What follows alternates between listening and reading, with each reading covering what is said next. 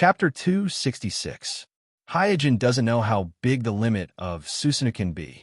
But in his impression, the Susanoo displayed by Uchiha Madara in the Fourth Shinobi War can easily achieve the effect of overlooking the mountains.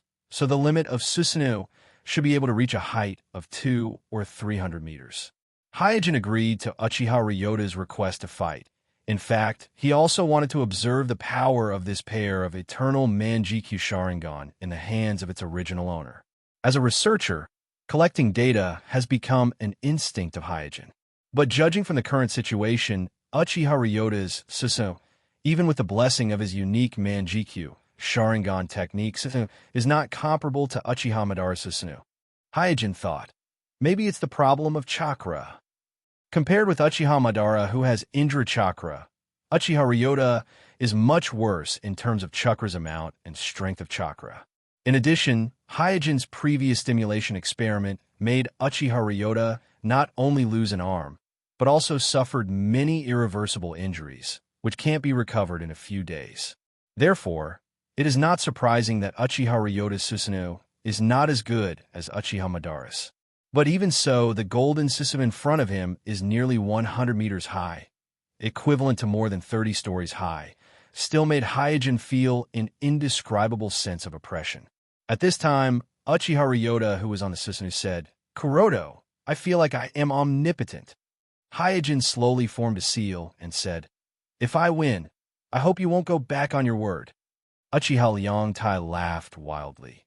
"If you can defeat the current me, this pair of eyes being snatched away by you is not an injustice." Crash! In an instant, a sky-blue chakra enveloped Hyojin's entire body. His eyes also changed from pure white to a sapphire blue that seemed to contain stars. Looking at the Tenseigan in Hyojin's eye sockets, Uchiha Ryota felt a shiver instinctively and asked, "Is this your eye after evolution?" Hyojin didn't answer. He just raised his hand lightly. Soon, one truth-seeking jade after another flashed out from between Hyojin's brows. There were a total of 5 of them, and they surrounded his raised right hand and spun rapidly. Staring at the truth-seeking jade flying around Hyojin's right hand, Uchiha Ryota's face showed a look of dread. That night's fiasco, although Uchiha Ryota thought that Hyojin's victory was unfair. But he still remembers Hyojin's golden sword ninjutsu that can break his Susanoo, and he knows very well that Hyojin's golden sword is formed by the black balls in front of him. I must be the first to attack. Uchiha Ryota quickly made up his mind and shouted in a loud voice. As Uchiha Ryota broke out with chakra, his golden system immediately flew into the sky, and 2 flame swords appeared in his hands. Immediately afterward, the golden Susanoo waved the 2 flame swords and slashed at Hyojin. Compared with the huge Susanoo, which is nearly 100 meters long and wields 2 flame swords, Hyojin in the Tenseigan chakra mode looks much smaller. Looking at the 2 flame swords coming head-on, Hyojin's figure flashed and turned into a sky-blue streamer, passing through the gap between the 2 flame swords of Susanoo. Boom! The 2 flame swords that failed to hit Hyojin hit the hill on the side, and with a loud noise, the whole hill was lifted out, stirring up smoke and dust in the sky. The golden flames scattered in all directions and landed on the ground around them. Whether it is grass or shrubs, once they are contaminated with these golden flames, they immediately burn into a sea of fire. In the air, Hyojin, who barely escaped Uchiha Ryota's attack, did not stop at all. His figure flickered and flew around the huge Susanoo.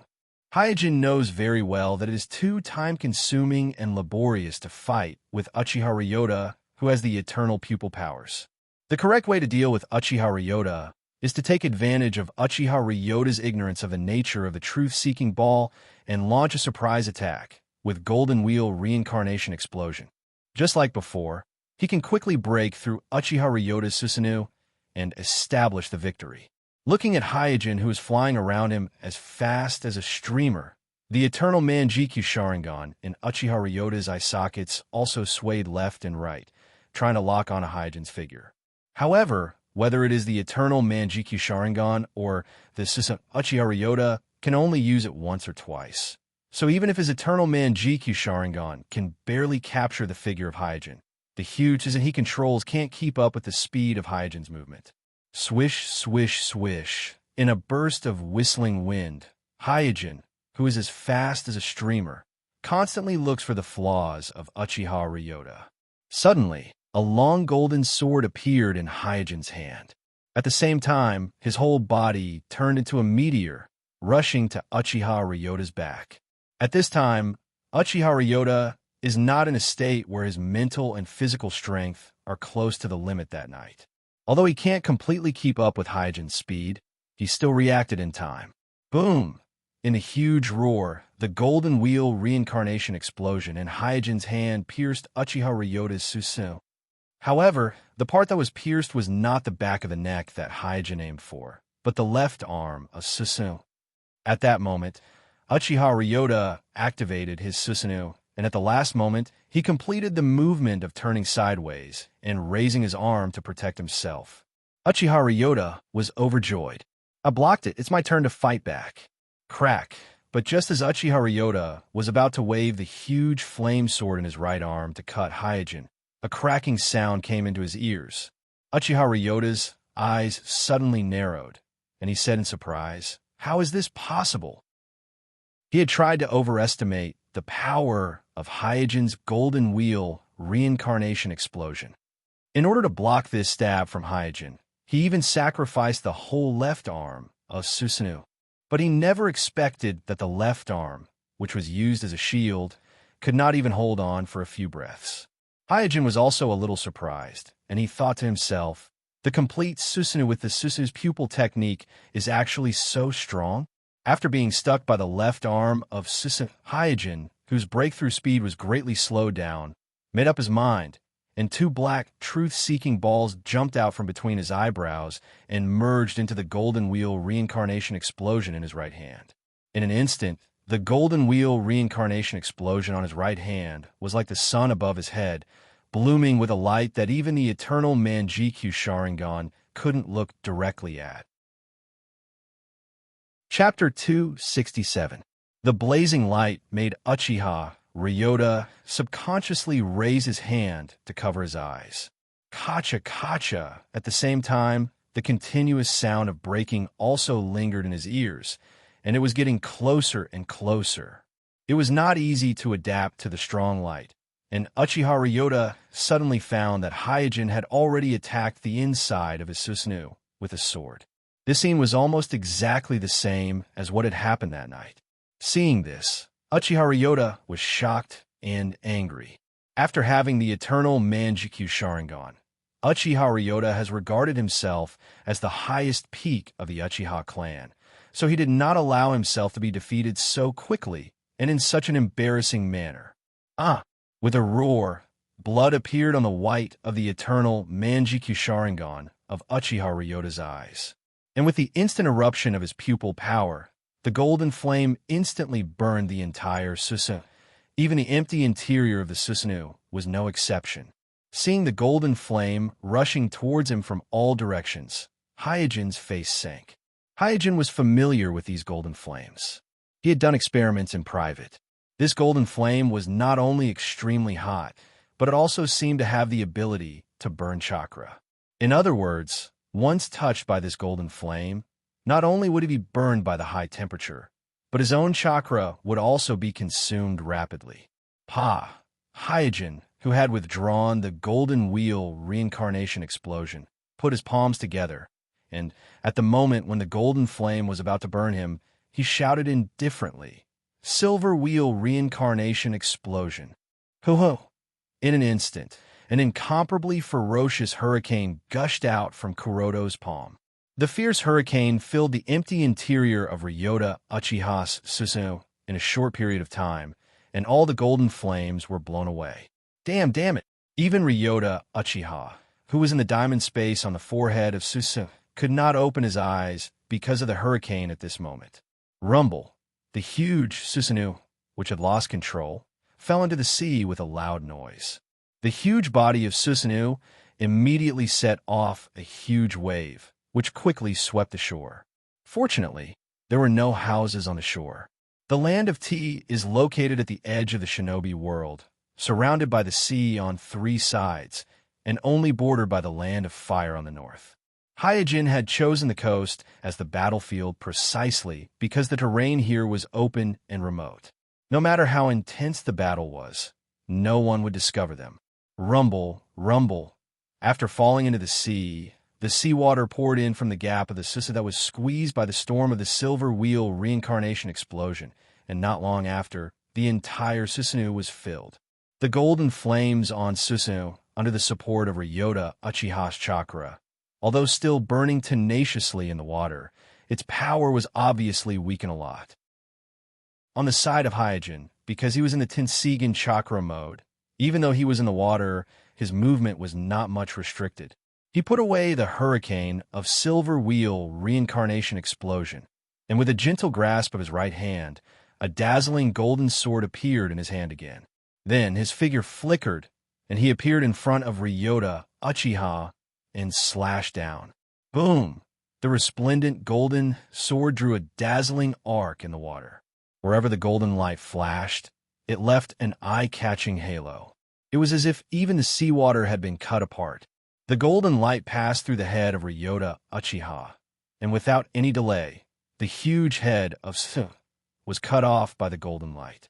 After succeeding, Hyojin rushed towards Ryota Uchiha and flew out of the sea with Uchiha, who was choked by the seawater. Bang! With a muffled sound, Ryota Uchiha was thrown to the shore by Hyojin. Cough, cough! Ryota Uchiha, who was coughing violently, pointed at Hyojin and asked intermittently, What ninjutsu did you use?" Hyojin was also panting slightly at this moment.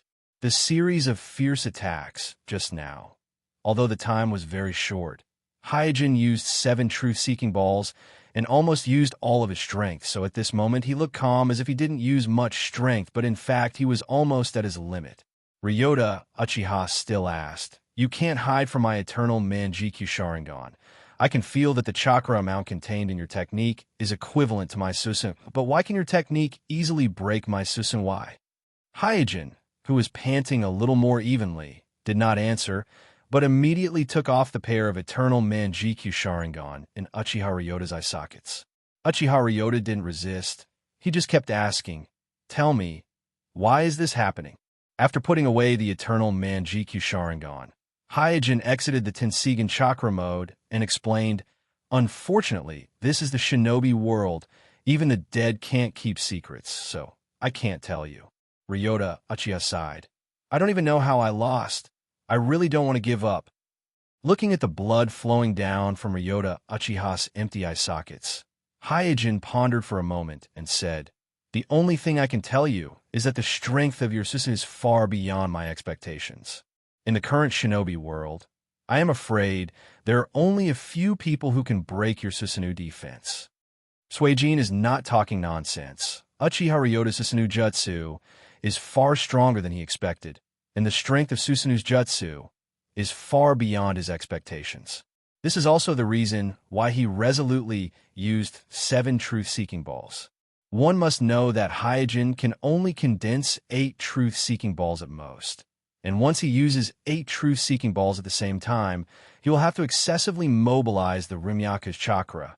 And at that time, he will inevitably be attacked by the nature energy in the Rimyaku's chakra. Therefore, using 7 truth-seeking balls is already the limit of Hyojin's output within the safety line. It looks like he is chopping melons and vegetables, but in fact, he is already going all out. Do you want to tell me that it's not that I am too weak, but that you are too strong? With a wry smile, Uchiha Ryota asked again, "Can you tell me the purpose of doing this? With your strength, you shouldn't care too much about the eternal Manjikyu Sharingan, but why do you want to get my eternal Manjikyu Sharingan?" "I'm not as strong as you think." Hyojin, whose chakra is basically bottomed out, laughed at himself in his heart. This is also the reason why he chooses to end the battle quickly every time, because killing the enemy quickly often leaves a great psychological shadow on the enemy, causing the enemy to have a wrong estimate of his strength. Uchiha Ryota is a typical example. Chapter 268. Seeing the sincerity on Ryota Uchiha's face, Hyojin sorted out his words and said, "If I say that the reason why I killed you and your brother was to save the Uchiha clan, would you believe it?" Ryota Uchiha was stunned for a moment. He understood something, and then he was a little lost. Hyojin said lightly, "The rebellion planned by your Uchiha clan is doomed to fail. Even if it succeeds by luck, it will only destroy Mai and reignite the Shinobi World War." Ryota Uchiha said in a low voice, "But Jishui's method can't save Uchiha. The water of the Shinobi world is much deeper than you think." After a pause, Hyojin continued, "I'm not sure if other methods can save the Uchiha clan, but the methods of the radicals like you must be wrong, and it will harm others and yourself. I'm sure of this." The crisis faced by the Uchiha clan was not only from the Hawks of the Naruto faction, represented by Danzo, but also from outside the village, the Obsidian faction who wanted to destroy the Uchiha clan. Therefore, the rebellion of the Uchiha clan would only weaken the overall strength of Mai, making the Obsidian faction hiding in the dark more unscrupulous. After a long time, Ryota Uchiha said bitterly, "I hope you're right." After saying that, Ryota Uchiha took out a kunai and ended his life without any hesitation. Looking at Ryota Uchiha, who had lost all signs of life, Hyojin murmured, "There is one more thing I haven't told you. Although the eternal Manjikyu Sharingan represents the peak of the in release Kekkei Genkai of the Uchiha clan, it is still not the end. With it as the foundation, it can also break through to a higher and stronger Kekkei Genkai, so it has irreplaceable research value for me." A week later, in a cave in the territory of the Rain Country, bang! The smoke dissipated, and a wounded Kamaru appeared in front of Shinichi Uchiha. Looking at the wounded and bandaged Kamaru in front of him, Shinichi frowned. "Hey, how did you get hurt like this?" Kamaru lay on the ground and said weakly, "Meow, the tiger stripes can't scare one-eyed dragon at all, and the trick you taught me doesn't work either." Shinichi curled his lips and said, "Stupid cat." Handing over the secret letter scroll to Shinichi, Kasamaru stretched out his bandaged paw and said, "Thank you, 2,000 Ryo." Zhan Wun's eyes widened, and he hurriedly asked, "How much did you collect from Kuroto?" Moneymaker answered matter-of-factly, "It's also 2,000. I'm here with an injury, so of course the labor fee will be doubled." After spending 2,000 yuan to get rid of the lucky pill, Shinichi immediately opened the secret letter scroll. After glancing at it casually, he frowned and thought to himself, "What the hell?" Hyojin only wrote one thing in the secret letter. That was to have Shinichi go to the border of the country of rain and country of fire 3 days later to receive a certain person, and bring that person to observe the entire bloodline generation fusion ceremony that Hiruhu was about to conduct.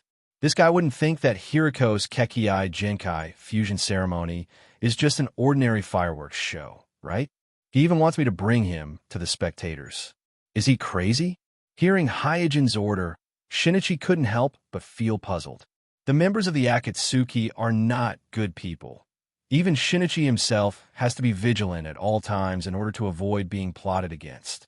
Therefore, Shinichi really can't understand why Hyojin, who has always been conservative and cautious, would suddenly make such an outrageous request. But even so, Shinichi still decided to go to the meeting place to have a look. In his opinion, if the person arranged by Hyojin is reliable, then he can reluctantly give it a try. But if the other party is not reliable, then he naturally won't bring an unreliable guy to the Akatsuki organization. In the blink of an eye, 3 days passed. After a few ups and downs, Uchiha and Shinichi arrived at the meeting place mentioned in Hyojin's secret letter. This is the border between the land of rain and the land of fire, and as far as the eye can see, all you can see is a lush and dense forest. As soon as they stepped into the territory of the land of fire, the sky cleared up, so Shinichi took off his raincoat and secretly cursed. The land of rain is really not a place for people to stay. For the Uchiha clan, who are proficient in fire release ninjutsu, the rainy weather in the land of rain is really depressing, so Shinichi hates staying in the land of rain very much. At this time, Shinichi suddenly looked into the distance. He found that in the distant forest, there's a figure slowly walking towards him. After a while, the figure arrived in front of Shinichi. Looking at the approaching figure, Shinichi's face showed a thoughtful expression. The other party is a girl of 16 or 17 years old. Her appearance is very delicate, and her temperament is also extraordinary, giving people a feeling of light in front of them. The girl's dress seems to be very casual. Her beautiful black hair is tied into a ponytail. Hanging behind her head, she is wearing a tight combat suit and a black cloak with exquisite workmanship, and there's a long sword on her waist. Shinichi's eyes slightly narrowed. The other party looks obviously like a girl, but whether it is the expression and the way she walks in Shinichi's eyes, there is not the slightest trace of a girl's delicate appearance. Her expression is calm, and her eyes are deep. And Shinichi can confirm that he has never seen this girl before. But for some reason, he faintly feels that the girl in front of him is somewhat familiar, as if he has known her for a long time. It's really strange. Is it because she is too beautiful? Converging his thoughts, Shinichi asked, "Hey, who are you?" The girl replied calmly, "I'm the person you were waiting for." Shinichi raised his eyebrows. "Why should I believe you?" The girl said, "You don't need to believe me. You just need to believe in Kuroto-sama." Hearing the girl mention Hyojin, Shinichi's suspicion was slightly reduced and immediately asked, "What is your name? Why does it want to take you to watch Hiriko's Kekkai Genkai fusion ceremony?" My name is Uchiha Fire." The girl paused and then said, "As for why Kuroto-sama wants you to take me to watch Hiriko's Kekkai Genkai fusion ceremony, it is because Kuroto-sama is very interested in Hiriko's experiment." Uchiha Fire. Shinichi was startled at first, then revealed his Senkamaji Sharingan and said coldly, "Don't try to deceive me. I am also from the Uchiha clan. There is no one named Uchiha Fire in the clan." It hasn't been long since Shinichi defected from the Uchiha clan, so Shinichi is very clear about the members of the Uchiha clan. If this girl with such an outstanding appearance is really an Uchiha clansman, then there is no way he wouldn't recognize her. The girl didn't explain, just silently opened the Sharingan in her eye socket. Chapter 269. Looking at the genuine 3-tomo Sharingan in the girl's eye sockets, Shinichi Uchiha's face showed a look of surprise. After Shinichi joined the Akatsuki organization, Obsidian once mentioned many secrets about the Sharingan to him, including the topic of Sharingan transplantation.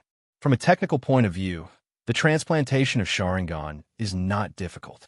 The transplantation of Kakashi's Sharingan was completed by Noera Rei, a novice medical ninja, under the harsh environment of the battlefield. But the success of the transplantation doesn't mean that the task is complete. Without the bloodline of the Uchiha clan, even if the Sharingan is transplanted, it won't be possible to use the full power of the Sharingan, or even turn off the Sharingan on a daily basis. The girl in front of him can easily turn on and off the Sharingan, which undoubtedly means that she has the bloodline of the Uchiha clan. Shinichi wondered, "Why have I never seen you in the clan?" The girl slowly said, "Since Kuroto-sama sent me here, there is no need to doubt my identity. This girl named Uchiha Inferno is naturally Hyojin, who controls the female clone. He really can't resist the urge to watch Hiriko's Kekkai Genkai fusion ceremony. After all, this is related to his future Kekkai Genkai net plan, so he can't neglect it. Therefore, he took the risk of using the identity of Uchiha Inferno to sneak into Hiriko's ceremony through Shinichi Uchiha, a member of the Akatsuki organization." Shinichi pondered for a moment, and suddenly his figure flashed and shot 2 shurikens toward Hyojin. Whoosh! The whistling sound of the shurikens immediately sounded in the quiet forest. Clang! Clang! Clang! Hyojin casually pulled out half of the long sword from his waist, and casually used the blade to block the 2 shurikens shot by Shinichi, and immediately returned the sword to its sheath. At this time, Shinichi quickly formed a hand seal and shouted, "Fire release! Grand Fireball Technique!" Hyojin also formed a seal with his hands and shouted, "Fire release! Grand Fireball Technique!" Boom, the two huge fireballs collided with each other and produced a deafening roar, illuminating the entire forest in a bright red light. Before the flames had dissipated, several kunai wrapped with detonation talismans flew out of the smoke and headed straight for Hyojin. Suijin's expression didn't change. The three tomo in his Sharingan rotated rapidly, and in an instant he captured all the flying trajectories of the kunai. Then his figure flickered, and he pulled out the long sword from his waist and brandished it. Swish, swish, swish in the forest, sword lights flashed, cold and sharp. The kunai that shot toward Hyojin all missed and were nailed to the trunk of the big tree behind Hyojin. However, the expected explosion didn't happen. Shinichi's eyes turned cold. He noticed that the detonation talismans wrapped around the kunai were all destroyed by Hyojin's sword. At this time, Shinichi stopped attacking and nodded slowly. Well, not bad. As if worried that Kuroto would have a grudge against him, Shinichi continued to explain, "Those guys in the organization are all monsters that are not to be trifled with. If you don't have any strength, even I won't be able to protect you." Hyojin nodded, indicating that he doesn't mind. Hyojin is very clear about the purpose of Shinichi's action. The Akatsuki organization is not easy to sneak into. Shinichi wants to test his strength is also reasonable. "Let's go. I have been out for a long time. If I stay any longer, they will be suspicious," Shinichi said, put on his raincoat, and rushed towards the direction of the country of rain. Hyojin didn't say any nonsense and silently followed. On the way, Shinichi asked, "Kuroto should have told you about the internal situation of the Akatsuki organization, right?" Hyojin nodded and said, "Well, I roughly know what kind of members there are in the Akatsuki organization."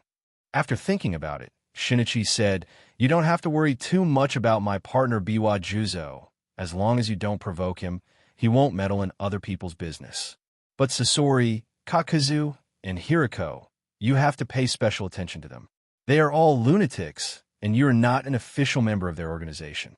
If they set their eyes on you, they might act against you at any time." Hyojin replied, "I will pay attention. The masked man who claims to be Uchiha Madara is the most dangerous." After a pause, Shinichi said seriously, "If he attacks you, I can't save you." Hyojin glanced at Shinichi and said, "He shouldn't show up in the organization often, right?" Shinichi was a little surprised. "How do you know? Did Kuroto tell you?" "He really doesn't show up in front of ordinary members, as far as I know, except for the leader and me. It seems that no one else in the organization knows about his existence." Hyojin said, "Just say that I'm a spy you placed in I don't think he will easily attack me." "That's a good idea." Nodding, Shinichi asked in confusion, "But I really don't understand. Why did Kuroto send you to observe Hiriko's experiment? With his strength, why would he care about such a crappy experiment?" Although he defected, Shinichi still believes in the supremacy of bloodline in his heart. In his eyes, a ninja with Kekkai Genkai is born to be superior to others. For a commoner like Hiriko, who has no Kekkai Genkai limit, no matter how hard he tries, he will never be able to catch up with a ninja with Kekkai Genkai. Hyojin is not in a position to explain, so he said perfunctorily, "Kuroto-sama has his own plans. I am only responsible for observing and reporting. As for other things, I don't need to know, and you don't need to know either." Humph! Shinichi snorted unhappily when he heard Kuroto's words. It didn't take long for the two to enter the territory of the country of rain. As soon as they entered the country of rain, the sky became gloomy and it started to drizzle. The humid air exuded a faint musty smell. After entering the hidden rain village, Shinichi led Hyojin to a secret stronghold of the Akatsuki. As soon as the two entered the stronghold, they met a member of the Akatsuki wearing a red cloud uniform. Hyojin also recognized this person. It was Shino, who he had dealt with before, but Hyojin's gaze didn't stay on Shino, but fell on a woman behind him. She is a very beautiful woman with a pair of very captivating eyes. This woman looks familiar. Where have I seen her before? Hyojin's focus was naturally not on the woman's appearance. He just felt that the woman in front of him was a bit familiar, but he couldn't remember where he had seen her before. Chapter 270. At this time, Shino politely asked Shinichi, "This is—" Shinichi knows that he must introduce Hyojin's identity to the Akatsuki organization. Otherwise, there is no way to arrange for Hyojin to sneak into the scene of Hiriko's Kekkei Genkai fusion ceremony. So he said, "This is my subordinate. He has been lurking in my village." Shino nodded while looking at Hyojin. Although everyone here is a determined ninja, the appearance of Hyojin's body is too eye-catching, so Shino couldn't help but look at him a few more times.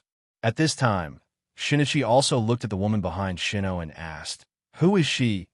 Why haven't I seen her before?" Shino smiled and said, "Oh, this is my newly recruited experimental assistant." As soon as he heard Shino mention the experiment, Shinichi subconsciously frowned. Because he was curious about Hiriko and Shino's experiment before, Shinichi also observed it once. But before the Chimuraku Jutsu was perfected, the degree of blood in the human experiment was far beyond anyone's imagination. Even Shinichi, who is used to seeing life and death, was dumbfounded and disgusted. Therefore, when he heard Shino mention the experiment, he still felt disgusted. The two sides don't have any friendship. So after a simple greeting, Shinichi didn't say anything more, directly bypassed Shino and walked towards the inside of the secret base. But just as Hyojin passed by the woman behind Shino, the other party smiled and asked, "What's your name?" Hyojin was startled, immediately stopped, looked at the other party, and said, "My name is Uchiha Yin. What about you?" The woman licked her lips and said with a smile, "Uchiha Yin, you can call me Shinobu." Hyojin nodded, then followed Shinichi. When they were far enough away from Shinichi, Shinichi said in a low voice, "That guy just now is called Shinichi. They say that he's Hiriko's partner, but in fact, he's just one of Hiriko's subordinates. In the organization, he's the least worth paying attention to." Hyojin said, "You've never seen the woman named Een beside him?" "Yes, it's also my first time seeing it." Pausing for a moment, Shinichi reminded, "I sensed a vague malice from that woman. The way she looked at us was very strange. Be careful." After awakening the Manjikyu Sharingan, Shinichi has extraordinary perception, so Hyojin still attaches great importance to Shinichi's judgment, but after taking a few steps, he suddenly froze. He finally remembered why he felt inexplicably familiar with a woman named Een. It turns out that this woman is none other than Orochimaru, who used the undead reincarnation technique to change his body. In the original story, the appearance of Orochimaru's new body was only revealed once in Mai's collapse plan, during the Chunin exam against the 3 Generations Naruto, which is why Hyojin didn't have a deep impression of it and didn't recognize it for the first time.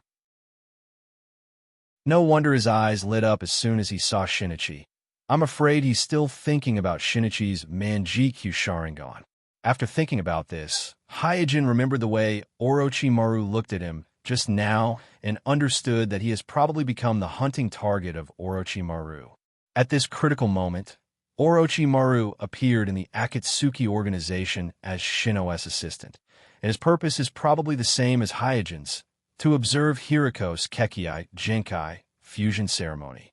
Obviously, although Orochimaru looked down on Hiriko verbally, he still maintained a certain amount of attention and interest in Hiriko's Chimera Cure technique. As for how Orochimaru got together with Shino, there is no need to think about it.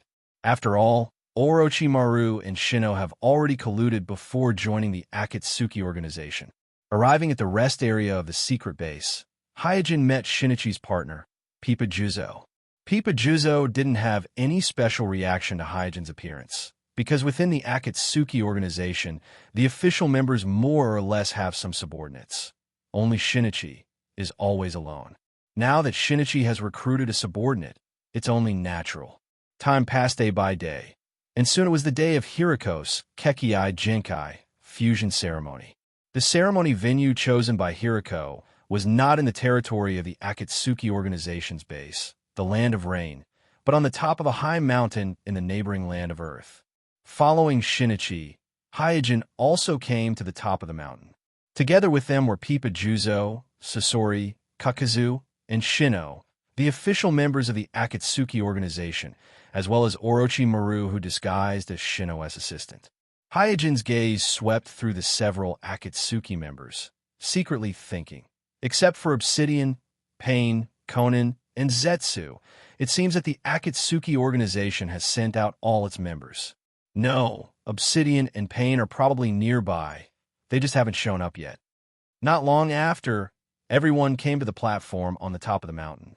At this time, on the platform on the top of the mountain, there's a circle of tens of meters high mirrors. These huge mirrors are placed at a specific angle, as if to concentrate all the light coming from the sky to the center of the platform. And in the center of the platform, Hiriko is sitting quietly.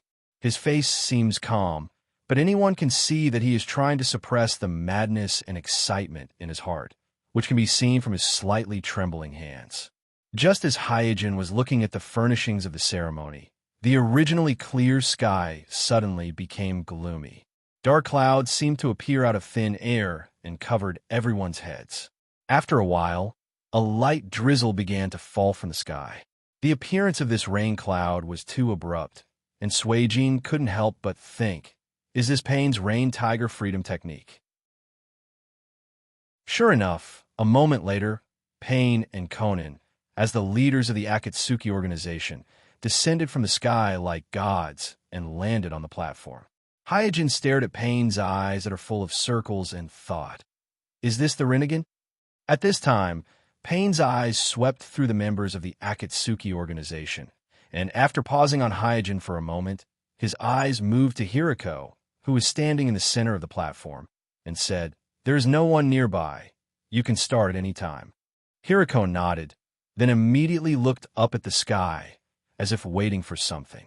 As Pain withdrew the rain tiger freedom technique, the sky had already returned to its original state.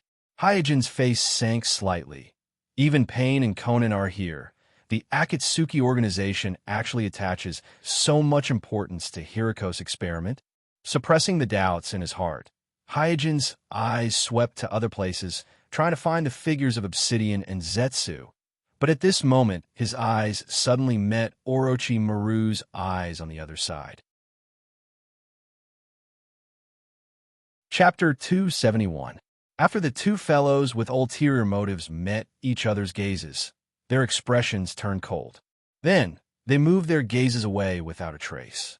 Hyojin thought to himself, Humph, Orochimaru is really bold. Isn't he afraid of being seen through by the Akatsuki? Does he really think that he has an immortal body? Orochimaru licked his lips and thought to himself, TSK, what a lively Uchiha. If I can't get the body of Uchiha Shinichi, then this Uchiha flame would be a good choice.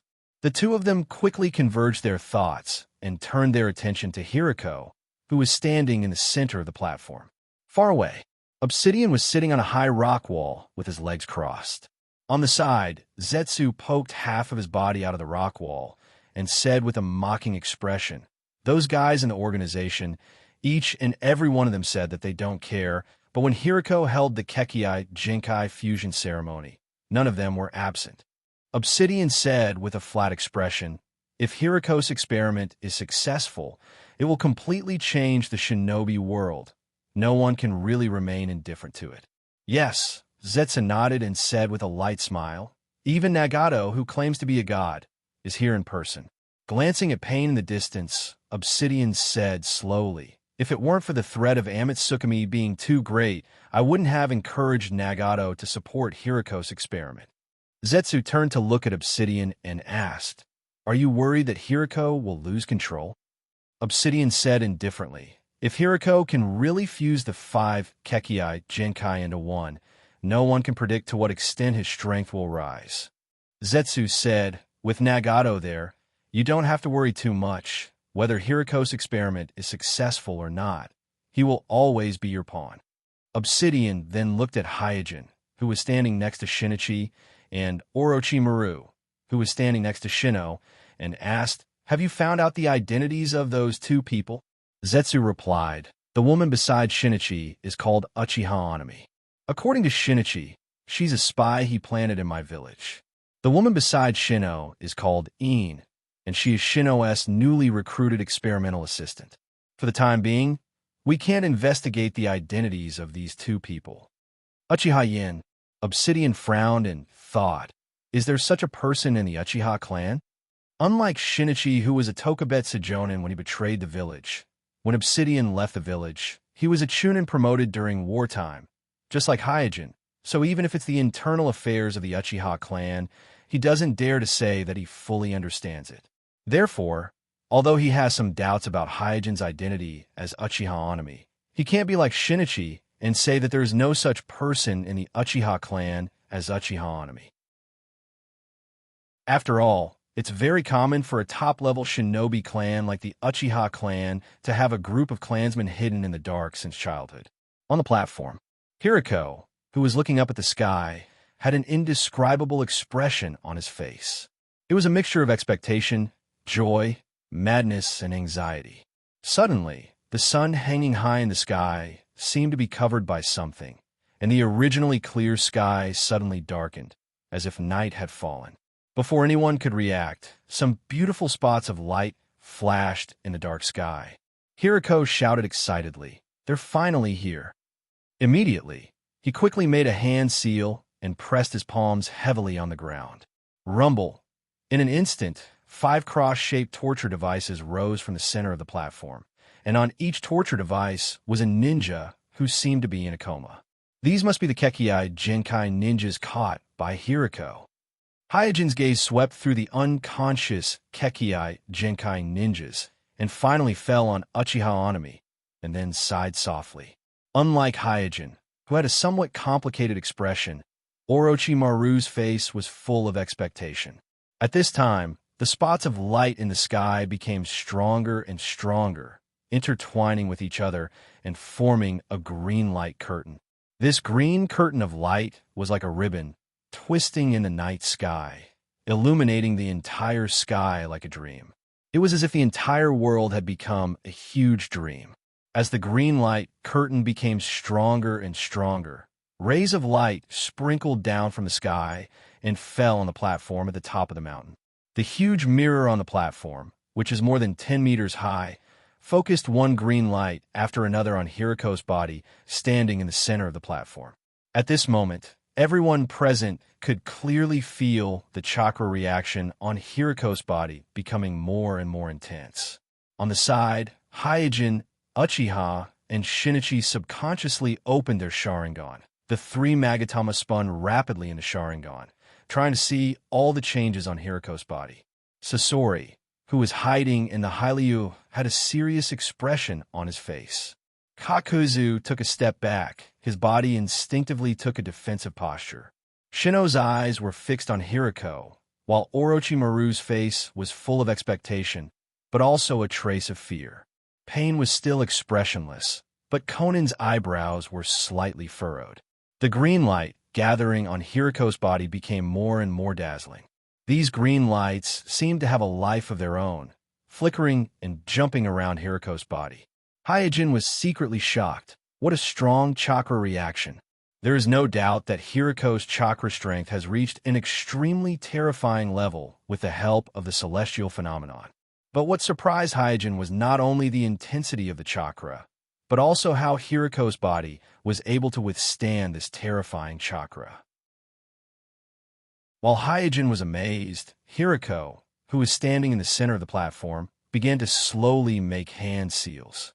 At this time, the expression on Hiriko's face has fallen into an extremely distorted state. It was an expression of indescribable madness. Even his facial features seemed to be distorted. Chimeraku technique. Along with Hiriko's crazy roar, a large amount of gelatinous purple substance gushed out of his body. These gelatinous substances seemed to be a part of Hiriko's body. They spread in all directions and rushed towards the 5 Kekkei Genkai that were tied to the torture instruments. Soon, these gelatinous substances swallowed one Kekkei Genkai after another. At the moment when they were swallowed by the gelatinous substances, these Kekkei Genkai, who were originally in a coma, burst out with heart-wrenching screams. In the inexplicable gelatinous substance, their flesh and blood began to melt little by little, as if their bodies were being melted. Their pupils rolled upwards, and only the whites of their eyes could be seen. Saliva flowed from the corners of their mouths, and their faces no longer had a normal expression. Hiriko spread his arms wide and laughed maniacally, cry in despair, then become one with me, and become a truly great existence. Chapter 272. Looking at Hiriko, who has turned into a huge monster in the field, as well as the Kekii Genkai ninjas who are gradually melting in the gelatinous substance, Hyojin's face showed a serious expression that has never been seen before. This is too reckless. After experiencing the initial shock, this was the only thought left in Hyojin's mind. In Hyojin's view, Hiriko's fusion method is too crude and reckless. This method is simply reckless and reckless. Isn't he afraid of all kinds of hidden dangers in the future? No, with this method, it's not even certain if he can survive the final fusion. What kind of future does he have? For a time, Hyojin's mind was filled with all kinds of doubts. Hyojin believes that Hiriko is not a fool. After all, a person who can develop the Chimera technique doesn't look like a fool. However, Hiriko's current action is no different from suicide. In Hyojin's opinion, this is simply stupid, so Hyojin is very curious whether Hiriko has really gone crazy or if he has some other tricks up his sleeves. At this time, as their bodies gradually melted, the Kekii Genkai ninjas wrapped in the gelatinous substance were only left with a group of chakra. Hyojin stared at Hiriko in the field, his Sharingan operating to the extreme. How will you deal with these chakra that contain souls? At the same time, Pain, Orochimaru, Sasori, and Kakuzu have the same doubts as Hyojin. The human path of the 6 paths of pain has the ability to forcibly read other people's memories and extract their souls. Therefore, Pain is the most familiar and the most knowledgeable person among all the people in the field. Orochimaru has developed the undead reincarnation forbidden technique and completed the undead reincarnation once, devouring the soul of the original owner of this body, so he is no stranger to the soul. Scorpion had recently transformed himself into a puppet, so it also involves some parts related to the soul. He could be considered to have barely stepped into the realm of the soul. Jiaodo was the same as Scorpion. Because of the Earth's resentment secret technique, every time he seized the opponent's heart, he would plunder some of the opponent's soul energy. Therefore, he had a certain understanding of the soul. As for Konan, Shinichi, and Shino, their understanding of souls was slightly weaker than the others. But this does not prevent the 3 of them from seeing that the groups of chakra wrapped in gelatinous substances are not ordinary chakra condensed by ninjas when performing ninjutsu. Just when Hyojin's mind was filled with all kinds of speculations, Hiriko directly absorbed all the chakra regiments left by the 5 Kekii, Genkai, Shinobi into his body. So reckless. Hyojin was shocked. He always thought that in the shinobi world, the 4 generations laying was the most reckless, but compared with Hiriko in front of him, the 4 generations laying doesn't seem to be so reckless. Unlike Hyojin's shock, the others didn't show too much emotion. Orochimaru even couldn't help but stick out his tongue. Obviously, they don't know much about the hidden dangers of absorbing other people's souls. Hyojin immediately restrained his emotions, but he couldn't hide the regret in his eyes when he looked at Hiriko. In Hyojin's view, although Hiriko's previous fusion was reckless, as long as his body can withstand it, there is still a certain hope for him to reach the peak. But later on, absorbing the souls is too reckless. Without the Rinnegan or Tenseigan, which represents the peak of the Ein-release soul power, it is impossible to absorb the souls of other people in a real sense. This point, Orochimaru's undead reincarnation forbidden technique is the best proof. The souls of those who were possessed by Orochimaru didn't dissipate, nor were they completely absorbed by Orochimaru. Instead, each of them is like a cocoon, sleeping in the depths of Orochimaru's soul. Not only is there the possibility of a backlash at any time, but it also makes Orochimaru's soul a lot more impure, which will become the biggest weakness of Orochimaru in the future. While Hyojin's mind was full of thoughts, the side effects of Hiriko forcibly absorbing the souls of the 5 Kekkei Genkai shinobi immediately appeared. Hiriko held his head with both hands and screamed in pain. Looking at his posture, it seems like something is raging in his brain. At the same time, Hiriko's body also began to disintegrate. Chunks of flesh and blood, clumps of cells and tissues began to fall from his body. At the same time, the flesh and cells that had just fallen off were all caught by the jelly-like substance and were forcibly pieced back together bit by bit. The jelly-like substance was like glue, repairing Hiriko's body that was falling apart. In an instant, the Kekkei Genkai fusion ceremony turned into a battle between the collapse and repair of the body. Hiriko, who couldn't withstand the forced fusion, at this moment, he no longer looks like a human. His body has become a mess of flesh and blood. But because of the existence of the jelly-like substance produced by the Oni-Shara technique, no matter how Hiriko's body collapsed, the jelly-like substance will relentlessly reattach the scattered body tissues. This kind of pain is not something an ordinary person can bear. While sighing with emotion, Hyojin is full of expectations for Hiriko's perfected Oni-Shara technique. Looking at the monster in front of them, except for Konan and Shinichi, who showed a look of disgust, everyone else's face was filled with inexplicable shock. Even Pain, who has the Rinnegan, had a slightly changed expression on his face. At this time, the flickering aurora in the sky dimmed a little. As the aurora in the sky dimmed, the green light that was focused on Hiriko's body by the huge mirror also dimmed a lot. Everyone understood that the aurora in the sky is about to disappear, and if Hiriko can't withstand the rejection before the aurora disappears, then this Kekkei Genkai fusion ceremony will be declared failure. Just when everyone thought that Hiriko's harvest was about to fail, his roaring stopped abruptly. Immediately afterward, the jelly-like substance that piled up on the entire platform began to fuse with his body bit by bit, and as the jelly-like substance fused with his body, the violent and chaotic chakra reaction on Hiriko's body also gradually stabilized. He survived. Hyojin was stunned for a moment, and then immediately thought to himself, "No, Hiriko is just an ordinary person.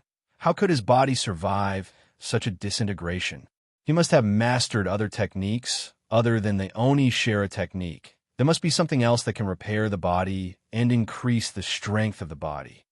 Hiriko, who had survived the rejection, stood naked in the center of the platform. His eyes were filled with aggression as he scanned the people around him like a wild beast. Finally, his gaze landed on Kuroto and Orochimaru. Chapter 273. Standing in the middle of the platform, Hiriko was panting heavily, his chest was heaving up and down violently, and his body was emitting steam visible to the naked eye. At this time, his body was slightly stronger than before. He looked slender and fit, completely the perfect body of a young man. With just a glance, one can feel that this body is full of strength. His skin was white and tender. However, this kind of whiteness was not the healthy and ruddy white of a young girl, but closer to the pale white of a corpse after losing a lot of blood. Huff! Hiriko, who was panting, picked up the clothes that he had prepared a long time ago and slowly put them on. Although he seemed to have consumed a lot of stamina, but the expression on his face was full of ecstasy and violence. At this moment, his inner thoughts were completely reflected on his face.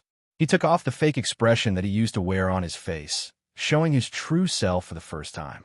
Seeing Hiriko's aggressive gaze sweeping towards him, Suijin's heart skipped a beat. Oh no, oh no. There is no doubt that Hiriko, who has just completed the Kekkei Genkai fusion ceremony, is eager to test his strength after fusing 5 Kekkei Genkai. Most of the people present here are members of the Akatsuki organization. Only Hyojin and Orochimaru are exceptions. In front of Pain, the leader of the Akatsuki organization, Hiriko obviously won't attack the members of the same organization, so it's reasonable for him to choose Hyojin and Orochimaru to practice on. Naturally, Hyojin was not the only one who saw through Hiriko's thoughts. At this time, the members of the Akatsuki organization consciously jumped out of the platform, leaving only Hiriko, Hyojin, Orochimaru, and the hesitant Shinichi. Unlike Shino, who had a smile on his face and didn't care about Orochimaru's safety, Shinichi glanced at Hyojin with an awkward expression. Hyojin said, "It's okay." Shinichi said, "Don't worry. If there is a crisis, I will act." After saying that, Shinichi also jumped out of the platform, and like the other members of the Akatsuki organization, he paid close attention to the situation on the platform. At this moment, not only Hiriko wants to test his strength, but the entire Akatsuki organization is also eager to know how strong Hiriko is after successfully completing the Kekkai Genkai fusion ceremony. Hyojin is surprisingly calm at this moment. He glanced at Orochimaru and found that Orochimaru also has a calm expression, without the slightest fear in his eyes. Ha ha! After putting on his clothes, Hiriko suddenly let out a maniacal laugh. Suejin's eyes narrowed, and the three tomo on his Sharingan rotated slowly, and his right hand also moved to the hilt of his sword. Hiriko, Hiriko, and Hirikos, his eyes and his face twisted. At this time, there shouldn't be any expression other than fear on your face. Hiriko said fiercely. Hyojin didn't answer. He just secretly cursed in his heart. "Hiriko, you are too full of yourself," Orochimaru said in a soft female voice. "Then let us feel your terror." Hiriko slowly raised his arms and made a hand seal. Swish with the sound of wind breaking. Hiriko instantly disappeared. So fast. Hyojin said to himself. His body instinctively pulled out the long sword at his waist. Clang, barely holding the long sword horizontally in front of his body, Hyojin blocked Hiriko's straight fist. In a moment the fist and sword collided. A harsh sound of metal clashing resounded through the entire mountain peak. Hyojin swung his sword, but he only managed to cut a shadow. Hiriko was no longer in front of him. Swift release. Steel release.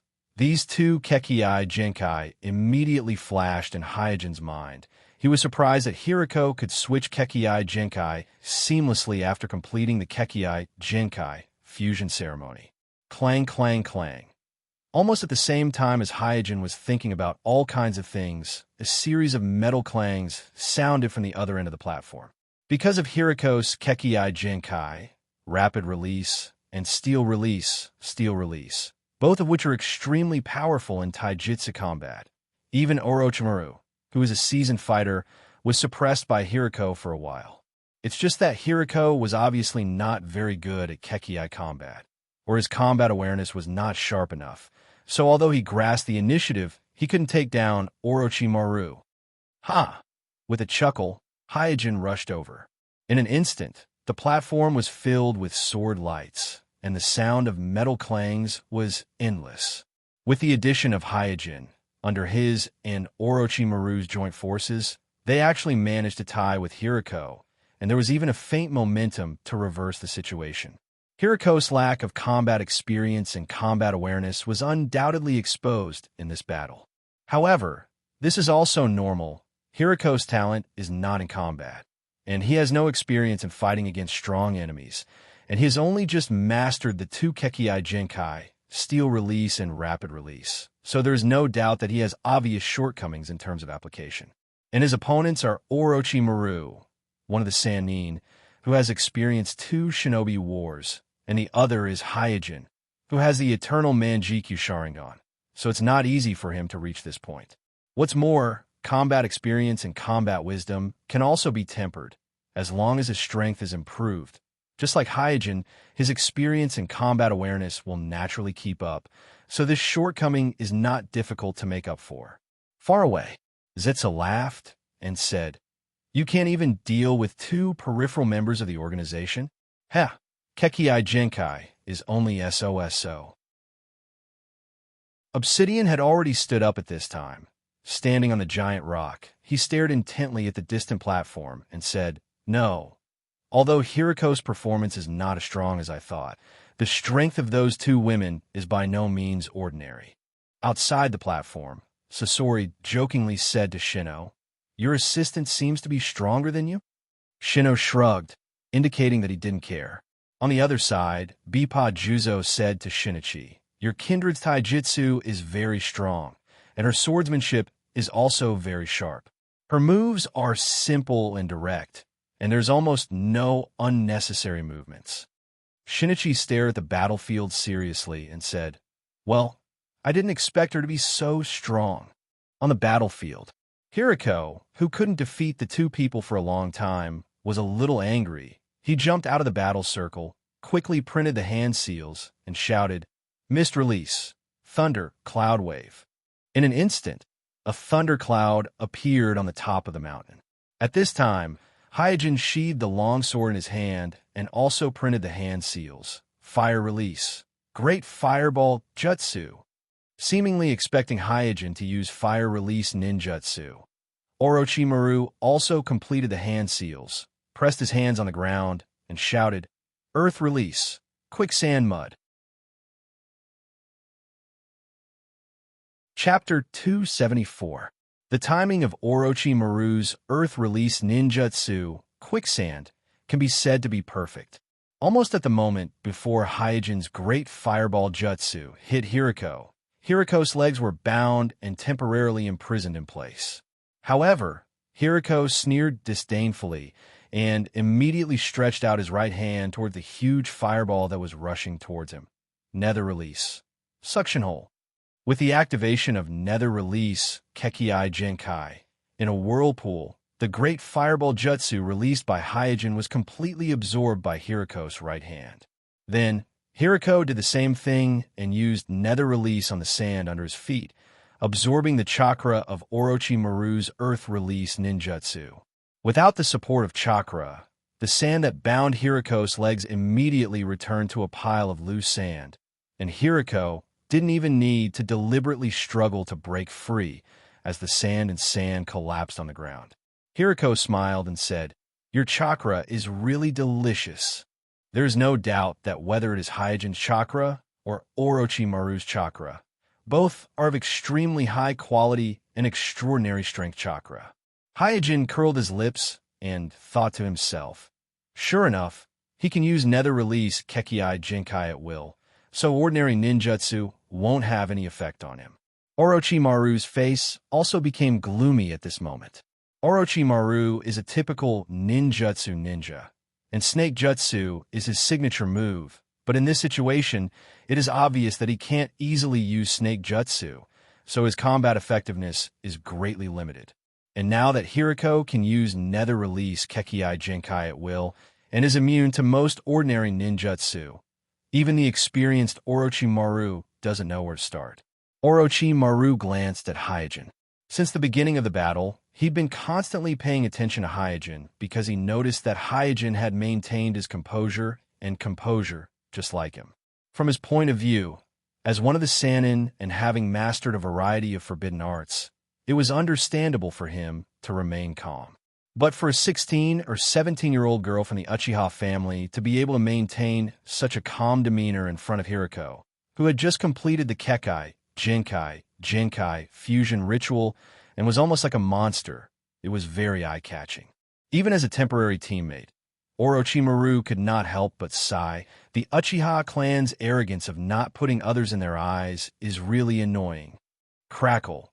At this time, Hiryu waved his hand, and the lightning clouds in the sky above the mountain peak emitted dazzling bolts of lightning. Hiriko, who was shrouded in lightning, said, "This is the end of the warm-up. I'm going to get serious." After saying that, Hiriko's figure flickered and disappeared from where he stood. Along with Hiriko's movement, a large number of lightning bolts also jumped around the platform. At first glance, it seemed as if the entire platform was filled with dazzling lightning bolts. Hyojin operated the eternal Manjikyu Sharingan to the extreme in the 3-tomo state, and soon detected the location of Hiriko's haze release, so without hesitation, he drew the long sword from his waist and threw it. Zheng! As the long sword was unsheathed, the sound of a sword resounded throughout the platform. The long sword that flew out hit the place where Hiriko's haze release ninjutsu converged in the air, using himself as a conductor. All the lightning bolts were drawn into the air. After breaking the lightning that enveloped Hiriko, Hyojin immediately shot several kunai. The tails of these kunai are wrapped with specially treated steel wires, and with the assistance of the eternal Manjikyu Sharingan, Suijin accurately shot these kunai towards Hiriko's surroundings, limiting his range of movement with the help of the eternal Manjikyu Sharingan. Almost at the same time as he shot out the kunai wrapped with steel wires, Hyojin shot several kunai wrapped with a large string of detonation talismans at extremely tricky angles, aiming at Hiriko's eyes, throat, armpits, ribs, and other weak points on his body. Hyojin's attack was completed in the blink of an eye. Not only was it decisive, but it was also extremely accurate, causing the Akatsuki members on the sidelines to be amazed. Hiriko was naturally caught off guard, and his body was suddenly wrapped by several steel wires. Hiss! Just as Hiriko was about to break free from the steel wire, the kunai with the detonation talisman wrapped around it also shot towards him. The detonation talisman wrapped around the tail of the kunai was already making a sizzling sound. Steel release. After shouting angrily, under the effect of steel release Kekai, Hiriko's body turned black and hard. Bang! With the support of steel release, Hiriko broke all the steel wires binding him in an instant. And just when Hiriko was about to break free, Orochimaru's hands suddenly stretched out like rubber and shot out, replacing the steel wires to entangle Hiriko again. Because Orochimaru's hands can stretch and retract like rubber, Hiriko tried to break free a few times, but he couldn't break free in an instant. Boom! Boom! Boom! At this time, the detonation talismans wrapped around the back of the kunai finally exploded. A series of violent explosions shook the earth and the mountains. It was as if the entire mountain peak was trembling. Smoke and dust also surged up, covering the entire platform. The experienced Orochimaru retracted his arms, then raised his hand and used a low-level wind release ninjutsu to blow away the smoke and dust covering the platform. After the smoke and dust were blown away by the wind release ninjutsu, Hiriko's figure was immediately revealed in the center of the explosion, but from the appearance, he didn't seem to have suffered much damage. At this moment, Hiriko once again activated rapid release. His figure flashed and appeared in front of Orochimaru.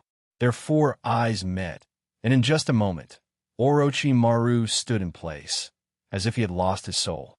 Jinjutsu. Hyojin was secretly shocked. At this time, he discovered that the pupils in Hiriko's eye sockets had turned into Scarlet 3 Tomo Sharingan. In the original story, Orochimaru did suffer a big setback in the field of Jinjutsu. But at that time, his opponent was Itachi Uchiha, who possesses the Manjikyu Sharingan and has great talent and attainments in the field of Jinjutsu. One must know that in front of Itachi Uchiha, even Red, who is proficient in Jinjutsu, and Kakashi, who also has the Manjikyu Sharingan, were defeated. Therefore, Orochimaru was instantly subdued by Itachi's Jinjutsu. Although it can be said that Orochimaru's resistance to Jinjutsu is poor, but that is only relative to Orochimaru's identity as a Sannin. Not anyone can easily subdue Orochimaru with any kind of Jinjutsu. In Hyojin's view, if you want to subdue Orochimaru with Jinjutsu, you need to have at least the Manjikyu Sharingan level of Jutsu. But Hiriko can do it, which means that Hiriko has not only successfully merged with the Sharingan Jutsu Kekai, but also reached the Manjikyu Sharingan level. Chapter 275. Could it be that he has Manjikyu Sharingan level pupil power? After having such a thought, Hyojin's attention was instantly focused on Hiriko's eye sockets. However, the Sharingan in Hiriko's eye sockets at this time is indeed only in the 3 Magatama state. There is no trace of the special pattern of the Manjikyu Sharingan. Hyojin was immediately certain his Sharingan is not the Manjikyu Sharingan. With Hiriko's current mental state, if he had Manjikyu Sharingan, he would definitely reveal it openly and not hide it like Hyojin, so Hyojin can conclude that he doesn't have Manjikyu Sharingan. Then, how can his pupil power reach the level of the Manjikyu Sharingan? This doubt surged in Hyojin's heart. Hiriko plundered Uchiha Hiragi's Sharingan Jutsu Kekkei Genkai, but Uchiha Hiragi himself is only an ordinary Jonin, and his Sharingan is only in the state of 3 Magatama. So even if Hiriko absorbed all of Hiragi's Kekkei Jutsu without any damage, he is still far from reaching the level of Manjikyu Sharingan. What's more, with Hiriko's previous rough and reckless Kekkei fusion ritual, it is unlikely that he could absorb the Kekkei limit of 5 Kekkei ninjas without any damage. Although there are many doubts in his heart, Hyojin knows that now is not the time to explore these problems, so he decisively shot a few kunai in Hiriko's direction. Whoosh, accompanied by a sharp whistling sound, the kunai flashed with cold light and shot towards Hiriko from different angles. At this moment, Hiriko's insight has risen to a terrifying level after activating his Sharingan. The corner of Kuroto's mouth curled up, and he didn't even use the rapid release, just relying on the inside of his Sharingan. His body swayed from side to side and accurately avoided the Yamakanai. Then, with a smile on his face, he said, "Boring attack." Clang, clang, clang. Hiriko hadn't even finished speaking when a series of metal clanging sounds came from behind him. It turned out that the kunai that Hiriko dodged had collided with each other behind him, changing their original trajectory. Some of the kunai flew towards Hiriko from behind, while the other flew towards Orochimaru, who was still under the effects of the Jinjutsu.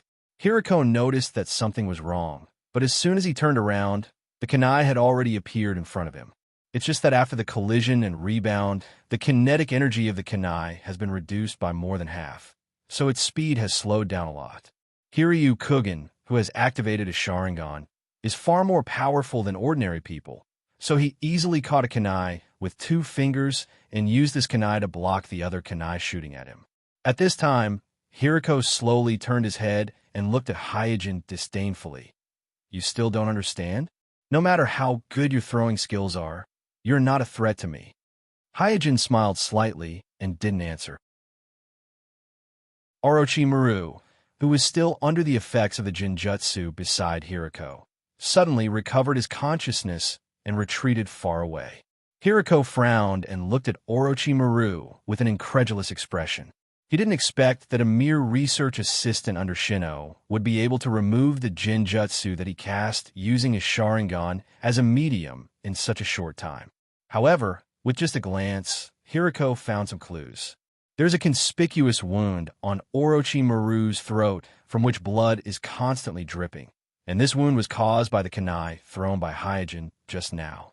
Obviously, Orochimaru didn't get rid of the Jinjutsu by himself, but through the external stimulation of the kunai thrown by Hyojin just now, he barely got rid of the Jinjutsu. Feeling that he was played, Hiriko suddenly shouted at Hyojin in exasperation. "Damn it, so your purpose was just to help her get rid of the Jinjutsu?" Similarly exasperated is Orochimaru, who just got rid of the Jinjutsu. He has never put Hiriko in his eyes, but this time he was really annoyed. He never thought that he would be so easily subdued by Hiriko. Touching the wound on his throat, looking at the scarlet blood on his fingertips, his face became gloomy. When he thought about how he was saved by a 16 or 17-year-old girl from the Uchiha clan, Kuroto couldn't help but feel a sense of shame that he had never felt before in his entire life. Sharingan. Orochimaru looked at Hiriko again, staring at the 3 Sharingan in Hiriko's eye sockets. The fear on his face became thicker and thicker, and his obsession with the Sharingan was getting stronger and stronger. Enough! Just as Hiriko was about to continue his attack, Pain's indifferent voice sounded. Hiriko anxiously whispered, "I'll be able to deal with them soon." Pain was a little displeased, and his tone became even colder. "Say something. I've seen enough of your funny performance. There's no need to continue wasting everyone's time." Pain is slightly disappointed with Hiriko's strength after completing the Kekkei Genkai fusion ritual. Although he also knows that Hiriko's strength has increased dramatically after completing the Kekkei Genkai fusion ritual, but he can't even take down 2 Akatsuki's outer members, 2 young girls, which makes Hiriko look very embarrassed and comical. At this time, Sasori also chuckled. It seems that our expectations of you are still too high. The Akatsuki members, represented by Sasori, had a variety of expressions on their faces, including ridicule, disappointment, disdain, and so on. Although these Akatsuki members are experienced, they're just spectators. They didn't experience the powerful pressure that Hiriko exuded. What they saw was that Hiriko couldn't even take down two young girls. Although the performance of the two girls is indeed a little beyond their expectations, but Hiriko, who praised the Kekkai Genkai fusion ritual to the heavens before, now only has such a performance, undoubtedly made them feel disdain and contempt for Hiriko. Only Shino's face still has that fake smile on it.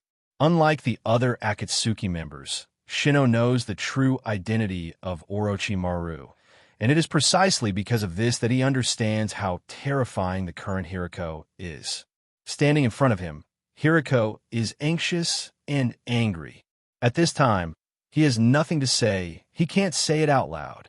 He really wanted to loudly tell everyone that these two women were more difficult to deal with and more cunning than the other.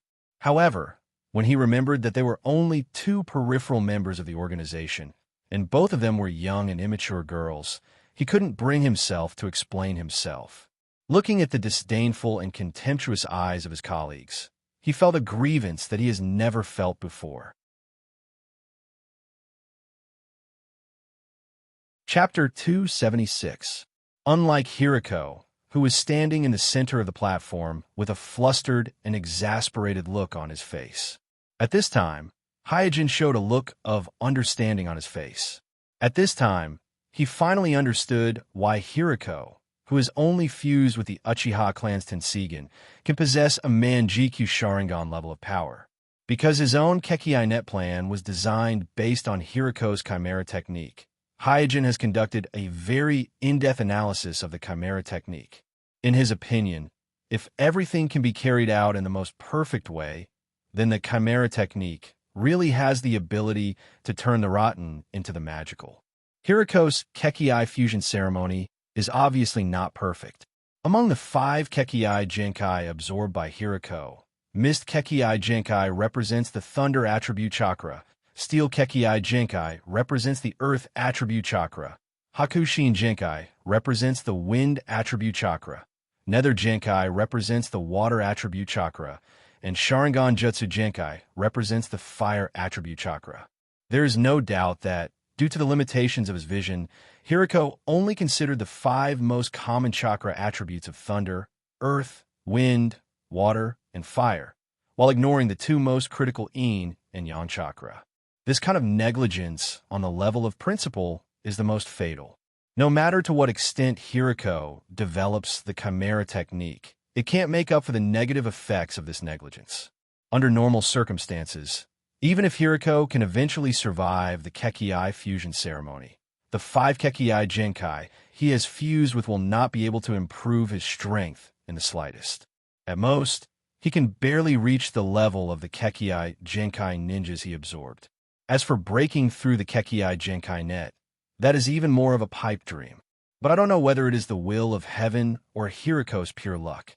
Among the 5 Kekkai Genkai ninjas he selected as the Uchiha clan's Uchiha Genkai, not only has the Fire attribute chakra, but also the Yin attribute chakra unique to Dojutsu Genkai.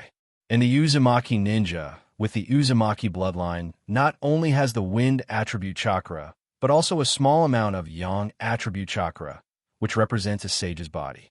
Therefore, to a certain extent, the 7 Yin-Yang chakra attributes are all chakra.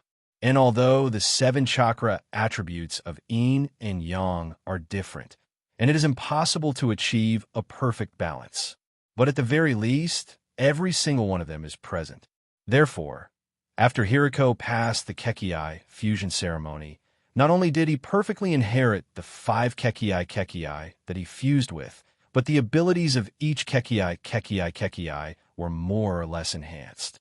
Kinkageku, the Kuei king, Hisan, Kired Keikaded God Kai, and said kudos as if Hyojin secretly sighed, is this a failure or a success? In Hyojin's view, Hiriko's Kekti Jinkai fusion ceremony is undoubtedly a failure, because Hiriko, who was lucky enough to survive the ceremony, still hasn't touched the Kekkated net. But then thinking about it, due to the limitation of his vision, from the very beginning, Hiriko had no intention to touch the Kekkated net.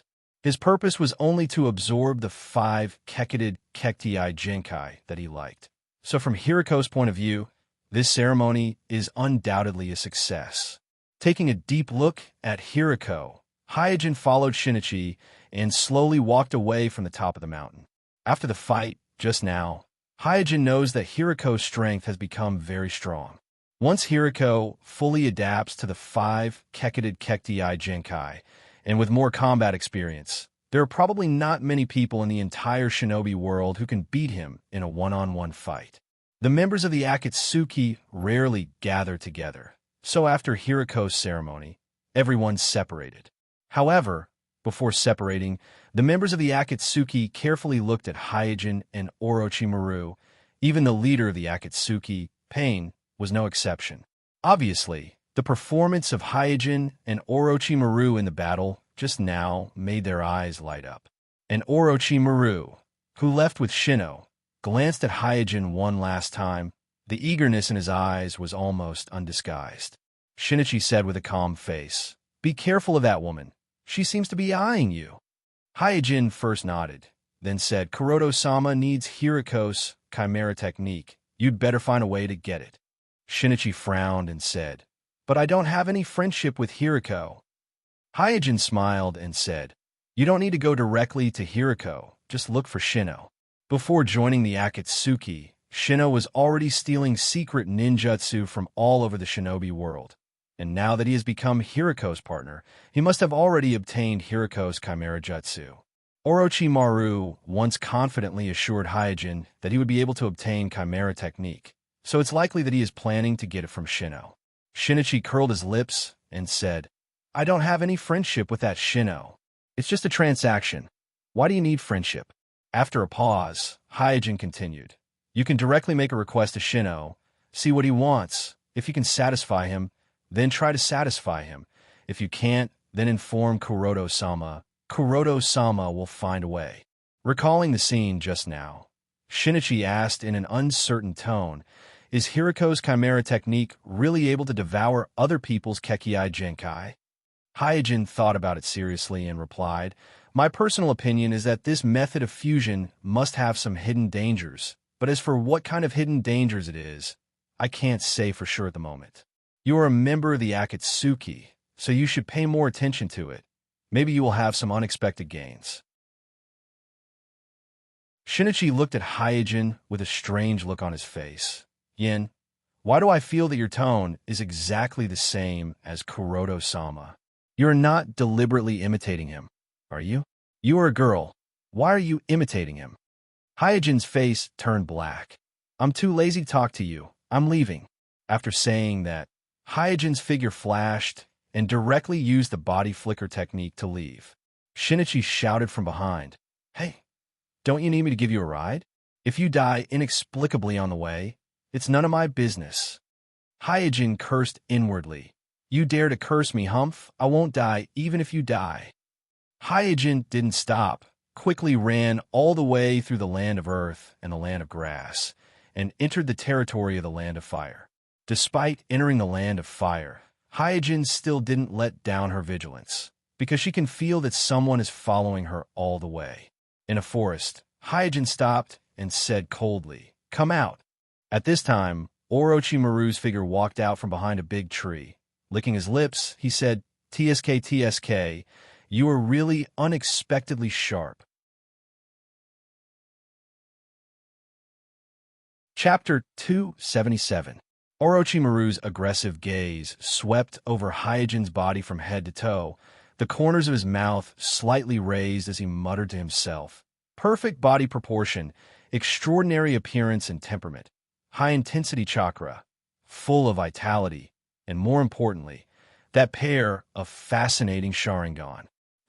It seemed that my luck is quite good today. Orochimaru's gaze doesn't seem to be looking at a person, but more like looking at a piece of art that he admires. Hyojin said with a cold face. You follow me all the way here. Don't tell me that you just want to praise me? Orochimaru stared at Hyojin's eyes and licked his lips. Although I don't want to admit it, but I have to say that your Uchiha bloodline is really fascinating. Hyojin was speechless for a while, confirming that Orochimaru really has his eyes on his fire release clone. Orochimaru's obsession with the Sharingan has an obvious progression. At first, he was full of interest in all kinds of Kekkei Genkai, and the Kekkei Genkai of the Sharingan was only one of them. Later, after witnessing Itachi's extraordinary talent in the village, and after the betrayal of the village, and hearing about Shinichi awakening the Manjikyu Sharingan and causing trouble in Mai, he really began to be obsessed with Sharingan. In the original time and space, Orochimaru plotted against Itachi, who had just joined Akatsuki and was instantly subdued by Itachi's Genjutsu. While being shocked and angry, his obsession with Sharingan climbed to the peak, and thus launched a series of temptations to Sasuke. In this time and space, although Orochimaru didn't lose to Itachi, he lost to Hiriko, who is fused with Sharingan Jutsu.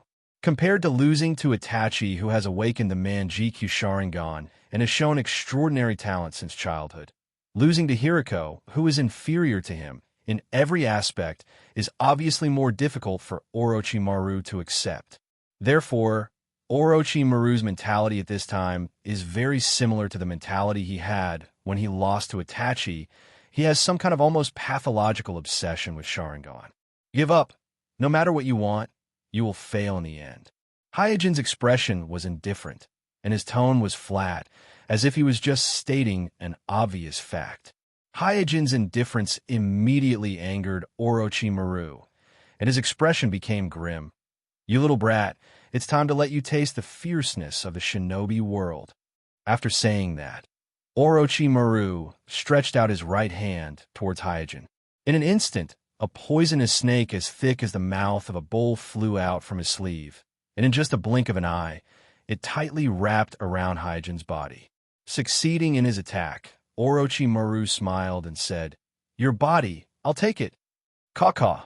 At this moment, Hyojin's body suddenly split into countless black crows, hovering in the air, and for a time, the forest was filled with crows' cries. Orochimaru's eyes were cold, and he slowly retracted the poisonous snake from his sleeve. The black crows gathered together again in mid-air, revealing the upper half of Hyojin's body. At this time, the eyes in his eye sockets have turned into scarlet three-tomo Sharingan, and his expression is still indifferent. Coupled with his extraordinary appearance and temperament, it gives people a sense of elegance and mystery. Orochimaru frowned. Crow Doppelganger Jutsu. Crow Doppelganger Jutsu is a ninjutsu that is a combination of summoning and doppelganger jutsu. Compared with Shadow Doppelganger Jutsu, Crow Doppelganger Jutsu can borrow the chakra of the crows, so the consumption of chakra is far less than Shadow Doppelganger Jutsu. The reason why Crow Doppelganger Jutsu is very rare and the number of people who use it is mainly because it involves the complex coordination between summoning and doppelganger jutsu, as well as the precise control of the chakra. In addition, if you want to use Crow Doppelganger Jutsu, you need a group of specially trained crows. So looking at the entire shinobi world, only a few people in the Uchiha clan can use Crow Doppelganger Jutsu. It can be said that Crow Doppelganger Jutsu is a dazzling ninjutsu. Almost all of the ninjas who can use Crow Doppelganger Jutsu are skillful ninjas who are extremely confident in their control of the chakra. In mid-air, Hyojin looked down at Orochimaru and said, As I said, any of your plans are laughable in front of my Sharingan. Orochimaru's expression was extremely ugly. When did you notice? And when did you use Crow Doppelganger Jutsu?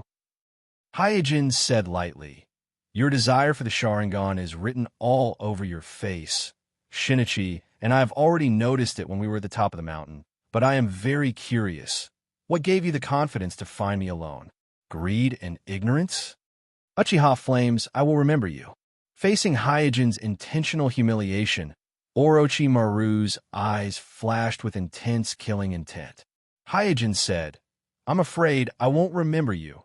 As he said that, the crows that had gathered into Hyojin's appearance began to disperse. Orochimaru, who had been defeated again and again, stared at Hyojin in mid-air with hatred. If he didn't know that it was only a crow doppelganger in front of him, he would have already pounced on it. In the distance, after receiving the feedback from the crow doppelganger, Hyojin, who was standing on top of a tree, smiled. Then his body flashed and flew towards Mai's direction.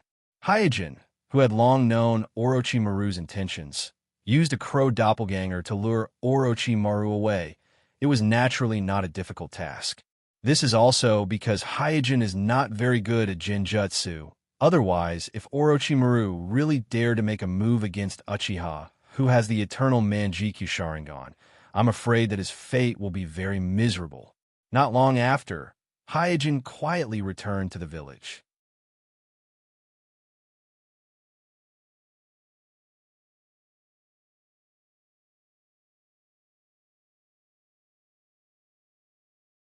Chapter 278. Hyojin deliberately provoked and humiliated Orochimaru for this. At the moment, Hyojin urgently needs the technology related to cell fusion in Orochimaru's hands, but he can't come up with anything in exchange. After all, what Orochimaru wants is either very important to him or will expose the secret of his Tenseigan. So for him, only selling some information to Orochimaru in exchange for the cell fusion technology is the most cost-effective. Knowing what Orochimaru wants, he can naturally set the bait calmly. And this bait is none other than Hyojin himself, or more accurately, Uchiha Flames, the temporary sock puppet created by Hyojin. Hyojin firmly believes that Orochimaru will definitely investigate Uchiha Flames and find ways to seize the body of Uchiha Flames. After the Great Purge in Danzo, Orochimaru may have other spies in the village, but Hyojin is probably the only one working in Naruto's Anbu. Therefore, if Orochimaru wants to investigate the intelligence of Uchiha Flames as soon as possible, he has no choice but to go through Hyojin. In this way, Hyojin can sell the intelligence of Uchiha Flames in exchange for the cell fusion technology in Orochimaru's hands. The only thing that surprised Hyojin was that he didn't expect Orochimaru to be so eager. As soon as he arrived home, Orochimaru's communication came. On the scroll, Hyojin wrote that he will investigate Uchiha Flames, then wrote down his conditions, which is the technology related to cell fusion, and then sent the one-eyed viper away. After sending away Orochimaru's messenger, Hyojin immediately converged his thoughts and concentrated on summarizing the harvest of watching Hiriko's Kekkei fusion ceremony. First of all, during Hiriko's Kekkei Genkai fusion ceremony, he received several warnings. Firstly, reckless absorption and fusion would be extremely risky. Hiriko's success this time was largely due to luck. However, Hiriko had gone back and forth between the gates of hell and hell several times, and he had almost stepped into it. Especially at the last moment, if the celestial phenomenon ends early, or his body can't withstand the disintegration, or his will can't withstand the pain of the disintegration of his body, he may fall into eternal damnation in an instant. Second, in order to achieve perfection in the Kekkei fusion ceremony, the 7 attributes of yin, yang, and 5 elements must be maintained in an absolute balance, neither too strong nor too weak. Once the balance is broken, perfection will no longer exist. Third, and also the most important point, the Kekkei fusion ceremony must revolve around the body as the core. Hiriko's Kekkei fusion ceremony obviously neglected this point. Hiriko placed the focus of the ritual on devouring. He swallowed 5 Kekkei Genkai in one gulp, allowing the main body, which was supposed to be the core of the ritual, to constantly disintegrate and reconstruct itself. This has seriously weakened the power of the main body, burying unpredictable hidden dangers for the future. This is also the reason why Hyojin dared to assert to Shinichi that there must be some hidden dangers in Hiriko's body. While harvesting these warnings, Hyojin also gained some enlightenment through Hiriko's Kekkei fusion ceremony. The biggest enlightenment was Hiriko's use of celestial phenomena. The reason why Hiriko's Kekii fusion ceremony was successful was due to the use of celestial phenomena. Without the assistance of celestial phenomena, it would have been impossible for Hiriko's Kekii Genkai to swallow 5 Kekii Genkai in one gulp with his current strength. This also gave Hyojin the idea of studying celestial phenomena. In his opinion, using the power of nature to reach the highest level of Kekii Genkai is a very reasonable thing to do. After all, even Otsutsuki Kagaya, who is known as the ancestor of chakra, only obtained Kekii Genkai after swallowing the divine tree fruit, which contains the power of the planet's origin. Recalling the scenes of the Kekii fusion ceremony, Hyojin thought of another problem that he is very concerned about. It stands to reason that with Hiriko's Kekii Gunkai strength, even with the help of the Chimera technique, it is impossible for him to withstand such an exaggerated body disintegration. Therefore, when he noticed the abnormality, Hyojin activated the eternal Manjikyu Sharingan with all his strength to observe. However, in terms of observation, even if he has evolved to the level of Manjikyu Sharingan, his Sharingan is still not as good as Hyojin's own Tenseigan, so he could only barely detect the traces of some kind of medical ninjutsu on Hiriko's body. As for what kind of medical ninjutsu it is, and how this medical ninjutsu helped Hiriko resist the disintegration of his body, Hyojin doesn't know the details. Could it be Tsunade's medical ninjutsu? Hyojin thought with his chin propped up in his hand. When he was at school, Hiriko and Sanin were good friends, so his relationship with Tsunade must be very good. So it is not surprising that he learned some medical ninjutsu from Tsunade. It seems that to ensure the safety of the fusion ceremony, medical ninjutsu is also indispensable. After a pause, Hyojin frowned again. It's just that after Tsunade left, the development of medical ninjutsu in the village almost stagnated. Most of the technology is the result of the Second Shinobi War. Can this kind of backward technology really come in handy? In the shinobi world, technological innovation often requires 1 or 2 geniuses to promote it. In the field of medical ninjutsu, Tsunade is a genius who can promote technological innovation. When she was in the village, Mai's medical ninjutsu technology was advancing with each passing day, but once she left, the development of medical ninjutsu technology in the village immediately stagnated. For ordinary people, not to mention promoting the innovation of medical ninjutsu, it is very difficult for them to completely accept the medical ninjutsu left by Tsunade. One must know that medical ninjutsu is a completely different system from other ninjutsu. Medical ninjutsu has strict requirements for the control of chakra. Not to mention ordinary chunin and genin.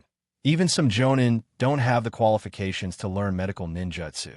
This is also why in the original time and space, the entire village was helpless against the injured Kakashi and Shaoli, but as soon as Tsunade returned, the two of them were immediately full of vigor. After sighing softly, Hyojin came to the window. Looking at the falling snowflakes outside the window, Hyojin couldn't help but let out a soft cry. He didn't know when it happened, but it started to snow outside the window. At this rate, it may not take a night for the whole village to be covered in white snow. Hyojin sighed with emotion. Oh, another year has passed without me noticing. Counting the time, this is the 17th year since he came to the shinobi world. After this winter, he will be 18 years old next year.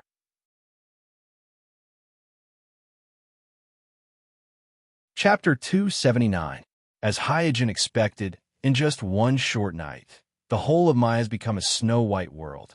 Heavy snowflakes are falling from the sky, swirling in the air, making the whole world fall into a beautiful and surreal state, as if everything is just a dream.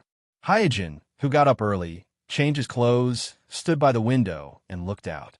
Looking at the pure and clean world in front of him, he suddenly felt a lot more refreshed. After a few steps, Hyojin arrived at a big tree outside Naruto's house.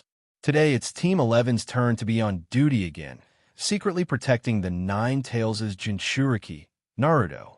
When Hyojin arrived, the other 3 members of Team 11 have already arrived. Seeing Hyojin arrive, his colleagues greeted each other. Originally, Kuroda was planning to use the female fire release clone to carry out the mission. After all, the running-in process is a long-term process, and the longer the soul stays in the clone, the better the effect will be. Therefore, the daily life of the clone can also be regarded as part of the running-in process, and can even be said to be a more important part. But if he uses the female fire release avatar to carry out the mission, he will inevitably have to use transfiguration jutsu. And whether it is transfiguration jutsu or doppelganger jutsu, in fact, neither can be truly flawless. The more experienced and meticulous a ninja is, the better their ability to see through transfiguration jutsu and doppelganger jutsu. So even if Hyojin's control over chakra has reached a very high level, and his transfiguration jutsu can almost pass off as real, it still can't escape the insight of Jishui and Kakashi, who have the Manjikyu Sharingan. At this time, Team 11 is carrying out a secret protection mission. Once his colleagues notice traces of transfiguration jutsu on his body, Hyojin will have a hard time explaining himself. After saying hello, Hyojin looked towards Naruto's house and said casually, "It's snowing so heavily today. That little guy should stay at home, right?" Kakashi said helplessly, "That's not necessarily true." Although they hadn't been on the mission for a long time, the members of Class 11 had already experienced Naruto's restless temperament. This little guy could hardly stop for even a moment and would wander around the village all day long. In a single day, the distance he walked was enough to circle around the village several times, tormenting the assassins who were responsible for protecting him in secret. Jishui also knew that Naruto was a troublemaker, so he said, "Captain, why don't you and senior guy go to the nearby izakaya first, and then Kuroda-senpai, and I will take over later?" Kakashi pondered for a moment before nodding his head. On a snowy day, there was really no need for all the members of Squad 11 to stay here. Each squad was divided into two groups, one for protection and the other to rest nearby. This way, they could reinforce each other in time and take turns to rest. After sending Kakashi and Guy away, Jishui quickly asked Hyojin, "Senior, where have you been these days?" During the days when he went to observe the Yubaruka bloodline fusion ceremony, Hyojin's tasks were all fooled by Jishui using the shadow clone technique. Before he left, he specially asked Jishui for some ninja crows, so Jishui was very curious about his whereabouts these days. Hyojin said, "I went to investigate the whereabouts of puppet Uchiha." Jishui perked up. "Have you found Pak? He's dead." After a pause, Hyojin continued. "He died in the hands of the Akatsuki organization, and his Sharingan was also taken away by Hiriko of the Akatsuki organization. No, it should be said that his Sharingan Kekii limit was completely taken away." After saying that, Hyojin briefly explained Hiriko's Kekii limit fusion ceremony to Jishui. Although Hiriko's reputation in the village isn't that great, he is, after all, a traitorous ninja on the wanted list. As an Anbu subordinate to Naruto, Jishui naturally has some understanding of him. But listening to Hyojin's description of how Hiriko used a forbidden technique to devour 5 Kekii limit Jinkai ninjas, including Puppet Uchiha, Jishui couldn't help but show a shocked expression. The dumbfounded Jishui muttered, How is this possible?" Hyojin said, "If you meet Hiriko in the future, don't look at him with the same old eyes. His current strength is very terrifying. Even if it's me, if I'm not careful, I may die in his hands." Jishui didn't question Hyojin's judgment, and immediately said, "Then we must inform the village as soon as possible. I have already sent this news to the Naruto building through an anonymous letter." After a slight pause, Hyojin said, "As for whether the village's elders will pay attention to this news or not, that's not something I can control. Wow, it's snowing so heavily." Just then, the door of the opposite house suddenly opened, and Naruto rushed out with a piece of bread in his mouth. Hyojin and Jishui looked at each other and sighed, knowing that a torturous day has begun. This was the first snow of the year. It was especially heavy. So many children in the village were making snowmen and having snowball fights outside. All of them were having a great time. Naruto really wanted to join them, to make snowmen and have a snowball fight together, but all he got was rejection and cold eyes. Some parents and villagers even drove Naruto away like a wild beast, for fear that their children would get involved with Naruto, the demon fox. So, they coldly rejected Naruto. Naruto, who was rejected and treated coldly, walked alone in the snow. His small figure looked very lonely and pitiful in the snow-white world. Although she had seen such a scene many times, Jishui couldn't help but say, "Everyone is too much. Naruto is just a child." How can you blame him for the tragedy of the Nine Tails Rebellion? Senior, shouldn't we think of something? Hyojin sighed, but didn't say anything. The reason was actually very simple. So many people died in the Nine Tails Rebellion. Someone had to take responsibility for it and let everyone vent their anger. However, the Four Generations couple had died in the battle, and no one else was willing to stand up and take responsibility. As a child, Naruto, who couldn't argue, naturally took the blame and became the punching bag for the villagers. Suddenly, there was a noise from afar. Look at her eyes, they're really white. So disgusting, just like a demon. White-eyed demon. White-eyed demon.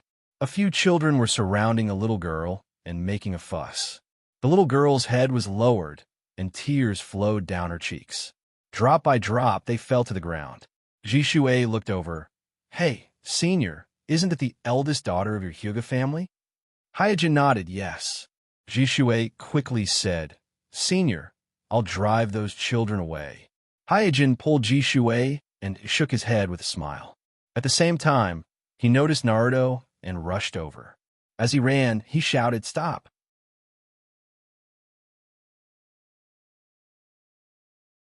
Chapter 280. The children turned their heads and looked at Naruto, who was rushing over. They asked, "Who are you?" Naruto shouted, "I'm Maelstrom Naruto, and I'm also the future Naruto." "The future Naruto? Ha ha! Are you a fool?" The children immediately burst out laughing. Naruto's face darkened. "Wake up!" As he spoke, Naruto pounced forward and grabbed a child by the collar. Bang! At this time, another child threw a heavy punch and hit Naruto's cheek, sending Naruto flying and falling into the snow. TSK. He said that he's the future Naruto. He can't even take a punch. This guy is an idiot. I heard from my mother that he's an ominous fox demon. Let's ignore him. The children's mockery and sarcasm made Naruto, who had fallen into the snow, at a loss. In particular, the last word, fox demon, made Naruto bury his head deep in the snow. On the tree, Jishui frowned and was about to jump down. Hyojin stopped him and said, "Don't worry." Jishui said, but Hyojin smiled. "Keep watching." At this time, the timid Hinata summoned his courage and ran to Naruto's side. He squatted down and wiped the snow off Naruto's body while asking carefully, Are you okay?" Naruto, who was lying on the ground, did not say anything. He just shook his head. The children shouted, "A white-eyed monster and a fox demon want to play with us? Dream on." Suddenly, another small figure came over and said, "Hey, do you only know how to bully girls and idiots?" The children looked over and saw a cocky boy with his hands in his trouser pockets. His clothes were printed with the Uchiha clan emblem, and he looked very arrogant. The children asked, "Who are you?" "Uchiha Sasuke." After reporting his name coolly, Sasuke glanced at Naruto, who had his head buried in the snow, and Hinata, who was squatting beside Naruto. His eyes lingered on Hinata's eyes for a moment. Then, he said to the children, "I'm different from them. I'm Uchiha." "So what if you're Uchiha? There are 3 of us and only one of you." The children living in peaceful times obviously don't know much about the name of the great ninja clan in the village. Sasuke snorted, stepped forward and grabbed the collar of a child, stretched out his leg and tripped another child on the side, and caught the fist of the 3rd child with his hand, saying, "Remember, I'm different from you." The children were suddenly frightened by Sasuke's move and quickly ran away. Watching Sasuke drive away the children, Jishui smiled. It is obviously better for Sasuke to come forward and solve the problem than Jishui, who is a member of the Umbu. After all, the task of class, 11 is to secretly protect Naruto. If the task of protecting Naruto is made known to everyone, then even an idiot can guess that Naruto is protected by the Umbu. At this time, Sasuke put his hands in his trouser pockets again and asked Hinata, "Are you from the Hyuga family?" Hinata nodded weakly. "Yes, it's all thanks to you just now." Naruto sat up and whispered to Sasuke, "Thank you, you're welcome." Curling his lips, Sasuke said again, "You can't even deal with these few guys, you're too weak. After all, you're a member of a wealthy family that is as famous as our Uchiha clan. Is that all you have?" Seemingly not expecting Sasuke to say this, Hinata was stunned, lowered his head and said, I'm sorry." Sasuke shook his head. "It seems that the Hyuga family has really declined, unlike our Uchiha clan, which has always stood at the peak of the ninja world." Saying that, Sasuke turned around and walked straight away, not looking at Naruto on the ground from beginning to end. On the tree, Jishue said to Hyojin awkwardly, "Senpai, Sasuke." Hyojin waved his hand and said with a smile, "He's just a kid. Why would I lower myself to his level?" Jishue sighed. "There's indeed a bad atmosphere in the clan recently. Everyone." Sigh. Hyojin had also heard about the recent situation of the Uchiha clan. The senior members of the Uchiha clan, such as Patriarch Fuyue, Jishue, and so on, are very clear about the serious problems that the Uchiha clan is facing at the moment, and the slightest carelessness may lead to the extinction of the entire clan. But the middle and lower Uchiha clansmen are not clear about the various troubles that the Uchiha clan is facing. They only heard about Shinichi Uchiha, who has opened the Manjikyu Sharingan, and how powerful Homusubi is. In their opinion, the Uchiha clan is the most outstanding in the ninja world, and even the Uchiha clansmen who have betrayed the village are all existences that can shake the ninja world. This kind of atmosphere made some of the Uchiha clansmen even more arrogant, and they even feel proud of the deeds of Shinichi and Homusubi, as if the achievements of these traitors are evidence that the bloodline of the Uchiha clan is superior to the others. In Hyojin's view, this is a typical way of thinking that the clan is placed above the village.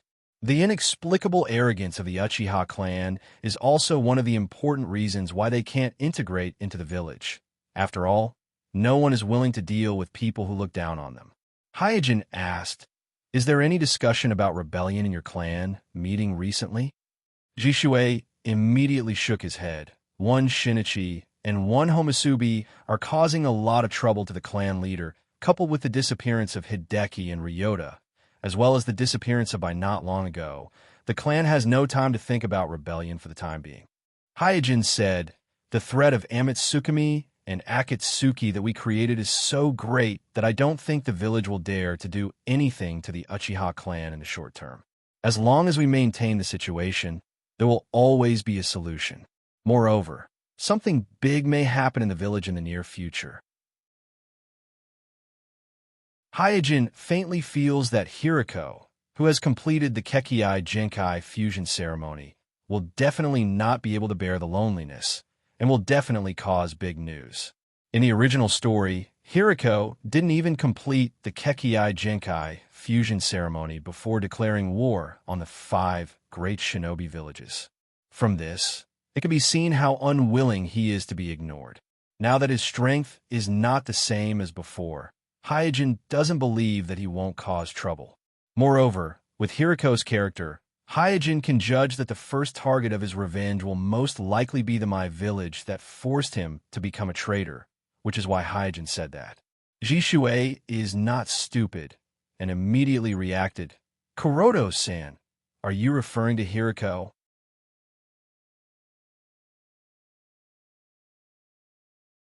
Chapter 281. Recalling the scene of his fight with Hiriko during the Kekkei Genkai fusion ceremony, Hyojin said slowly, "If there is no accident, Hiriko will definitely retaliate against the village in the near future." Hiriko's eagerness to be recognized and recognized by others has already determined his behavior pattern. This is actually not difficult to guess. What's more, in the Akatsuki, Obsidian is single-mindedly focused on destroying Mai, destroying the Uchiha clan, and destroying the order of the entire shinobi world. So even if Hiriko can restrain himself for a while, Obsidian will definitely incite him to act against Mai. Hearing this, Jishue's face was full of worry. Regarding Hyojin's judgment, Jishue has always firmly believed in it. In his opinion, if Hyojin infers that Hiriko will retaliate against the village, then it will definitely happen. The only thing that was uncertain was when and how things would explode. Time flew, and in the blink of an eye, night fell. Mai, bathed in the cold and clean moonlight, looked even more dreamy. The pure white snow reflected the moonlight into the air, casting a charming halo in the deep night, making the night much brighter than usual. Hyojin crossed his arms over his chest and leaned against the entrance of an alley. At this time, little Naruto walked out of the alley dejectedly, looking a little absent-minded. Snowflakes fell all over his body, but he didn't shake them off. The corner of Hyojin's mouth curved into a smile and said, "Little guy, are you hungry?"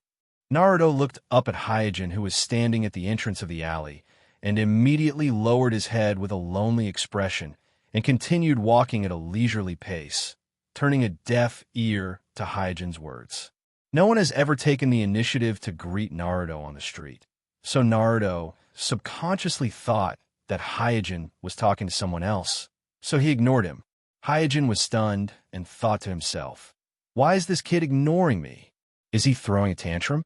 Then, Hyojin walked to the entrance of the alley and stopped Naruto. Naruto pointed at himself. "Big brother, were you talking to me just now?" Hyojin smiled and nodded.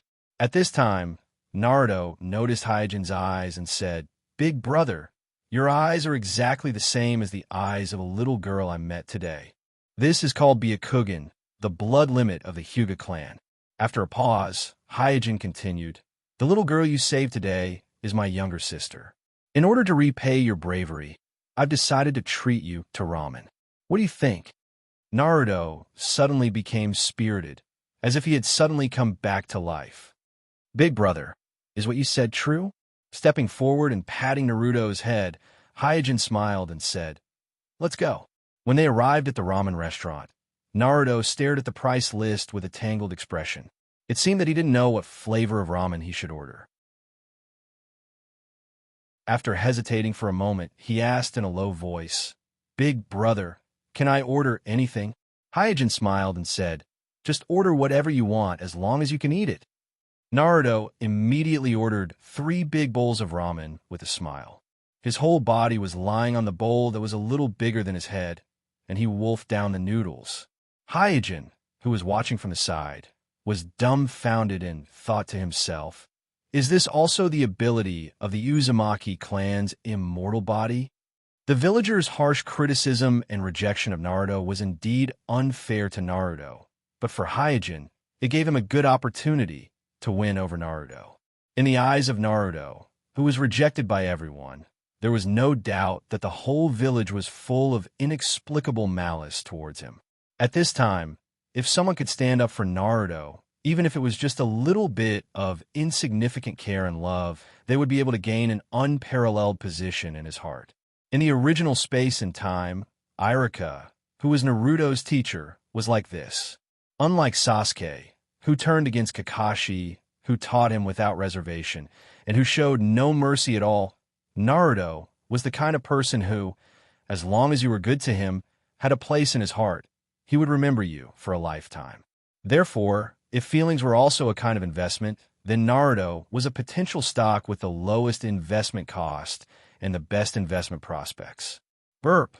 After eating 3 bowls of ramen in a row, Naruto burped. Hyojin smiled and said, "Are you full?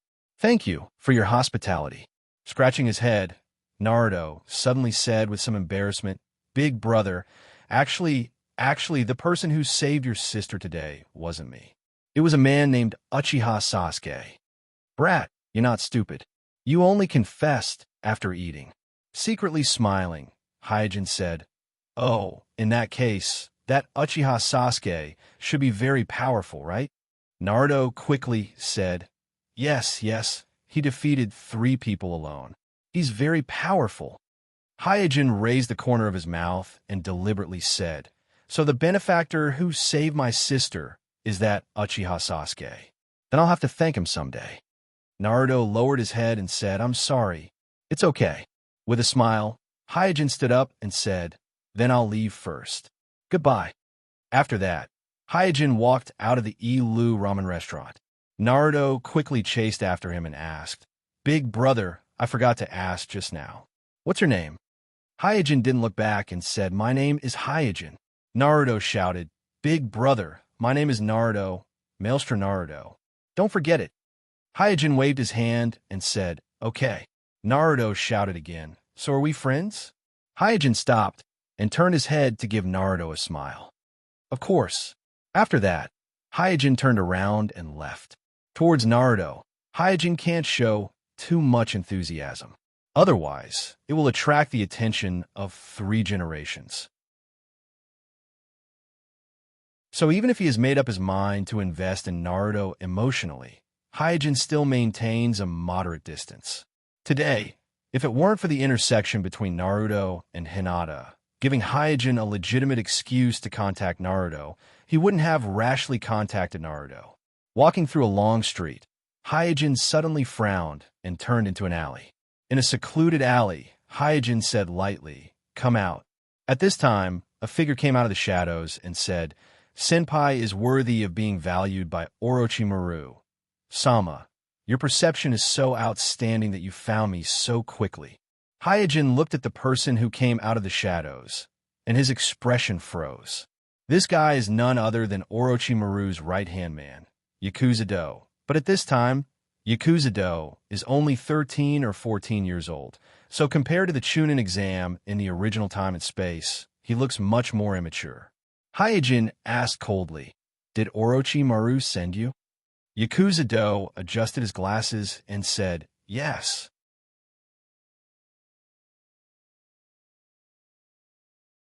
Chapter 282. Straightening the glasses on the bridge of his nose, a sly glint flashed in Kuroto's eyes as he said with a slight smile, Senpai, Orochimaru-sama asked me to tell you that you are not the only way he can obtain information. Hyojin pondered for a moment and asked, are you Pharmacist Do? Pharmacist Do was a little surprised, but he quickly calmed down and said, I didn't expect you to know me. I'm really flattered. Hyojin ignored Pharmacist Do's teasing and said, since you dare to appear in the village, it means that Orochimaru and Danzo have begun to cooperate again. Then, the other source of information for Orochimaru should be the root of Danzo, right? This time, Pharmacist Do did not have his previous calmness. He said with an embarrassed expression, you are worthy of being called Senpai, Hyojin said. It's not difficult to speculate. Danzo knew about the existence of Pharmacist Do, and he even personally planned the purge of Pharmacist Do, an excellent spy. Therefore, the only explanation for Pharmacist Do's daring to appear in Mai was that Orochimaru and Danzo had colluded again. Otherwise, Pharmacist Do, who appeared in Mai, would inevitably be hunted by the root of Danzo. Hyojin could understand why Orochimaru went to Danzo. After all, Orochimaru was crazy about Sharingan at this time. But Danzo, who had ruthlessly purged Orochimaru's men, would choose to cooperate with Orochimaru again. Hyojin was a little confused about this. Of course, if Hyojin knew about the Danzo's defeat at the Penokage tournament, he might be able to guess why the Danzo team up with Orochimaru again. At this time, Pharmacist Do restrained the strange expression on his face and said with a smile, it's good that you know. As an Umbu, you should be clearer than me about the power of the Uchiha clan. With the help of the root, the Uchiha clan will have no secrets in front of Orochimaru-sama. Really? Let's wait and see. Hyojin has nothing to fear. In the entire shinobi world, there is no one except him who knows the information about Uchiha Flame, so he is not worried that Orochimaru will get away from him. Apothecary Do narrowed his eyes. From Orochimaru's words, Apothecary Do knew that Hyojin is not an easy person to deal with. But after meeting him in person, he found that Hyojin is more difficult to deal with than he imagined. After pondering for a moment, Apothecary Do suddenly smiled and said, by the way, there's one thing I forgot to inform Kuroto-san. I have sent Haku back to Orochimaru-sama. Hyojin's eyes turned cold, and a faint murderous aura exuded from his body. This news really caught Hyojin off guard. But when he remembered that Haku's temporary residence is the laboratory that Orochimaru left for him, it is not surprising that Apothecary Do found Haku and took him away. Hyojin secretly said, "I was too careless." During this time, he has been busy with his own experiments and neglected Haku. He thought that with Haku in his hands for the time being, he would be able to rest easy. He never thought that Orochimaru would send Apothecary Do to check the old laboratory. Putting away his annoyance, Hyojin carefully recalled the process of learning ice release from Haku. When learning ice release from Haku, Hyojin did not successfully use it the scene, so in this regard, there is no need to worry too much about it for the time being. However, at that time, Hyojin used the Tenseigan secret technique, soul descent technique, to temporarily descend into Haku's body. It stands to reason that with Haku's age and knowledge, he should not understand what happened at that time. But after all, this is a hidden danger, and he has to consider it. Apothecary Do seems to be a little uncomfortable with the murderous aura erupting from Hyojin. He took a step back without a trace and said with a smile, "If Senior can investigate the information that Orochimaru-sama needs, Orochimaru-sama will not mind exchanging the technology, but I have to remind Senior that you must be fast. If Danzo-sama is one step ahead of you, I am afraid that you will not be able to get the technology you want from Orochimaru-sama." After saying that, Apothecary Do did not stay and hid his body in the shadows. But compared to when he came, he seemed to be in a panic at this time. Looking at Apothecary Do leaving, Hyojin secretly said, "Danzo and Orochimaru actually colluded together again. What are these two guys trying to do?" Unable to think of a reason, Hyojin could only shake his head and walk back home. As soon as Hyojin returned home, Ling came out to greet him and said, "Kuroto, there is a guest at home." "A guest?" Ling said softly. "It is someone from the Uchiha family, called Itachi Uchiha. He came in the evening and has been waiting for you." Hyojin nodded and walked into the house. In the living room, Itachi was sitting in a reserved manner, looking a little meticulous. Hyojin said enthusiastically, "Itachi, is this the first time you have come to my house as a guest?"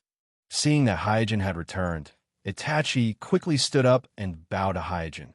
"Senior, I have heard about what happened today. Sasuke was too rude. I am here to apologize on his behalf." Hyojin glanced at Itachi and was speechless. "You came to my house just for this?" Itachi nodded and said, "Well, if necessary, I can go to the Hyuga mansion and apologize to Hinata-san." Hyojin asked, "Did Jishue tell you?" Shaking his head, Itachi explained, "It was Sasuke who came back and told me. I have already reprimanded him. I hope you can forgive his rudeness." In Itachi's eyes, Hinata is the eldest daughter of the Hyuga clan, and if there is no accident, she is likely to become the next Hyuga clan. So today Sasuke's arrogance and rudeness toward Hinata is very likely to affect the relationship between the two clans. At the moment when the Uchiha clan is in trouble, both internally and externally, Itachi naturally does not want this kind of thing to cause the Uchiha clan to become enemies with the Hyuga clan, which is also a dojutsu kekei. Hyojin said, "Don't worry. How can I care about such a small matter? You are making too much of fuss." Itachi breathed a sigh of relief. "Then I am relieved." After the two chatted for a while, Itachi said, "Senpai, I have received the recruitment of the Umbu. Do you think I should accept it?" Hyojin smiled. "You shouldn't ask me this, should you?" Itachi looked sincere. "I have asked Brother Jishue, but he asked me to ask for your opinion." Hyojin seriously considered for a while and said, "I personally do not recommend you to join the Umbu. You are the eldest son of the Uchiha clan, and your identity is more sensitive than Jishue. Once you join the Umbu, you will fall into the whirlpool of the village and the family. At that time, you will be in a dilemma, and it will be very difficult." Itachi was a little doubtful, but Naruto-sama recruited me to join the Umbu, because he trusts me. If I refuse Naruto-sama's kindness, will it?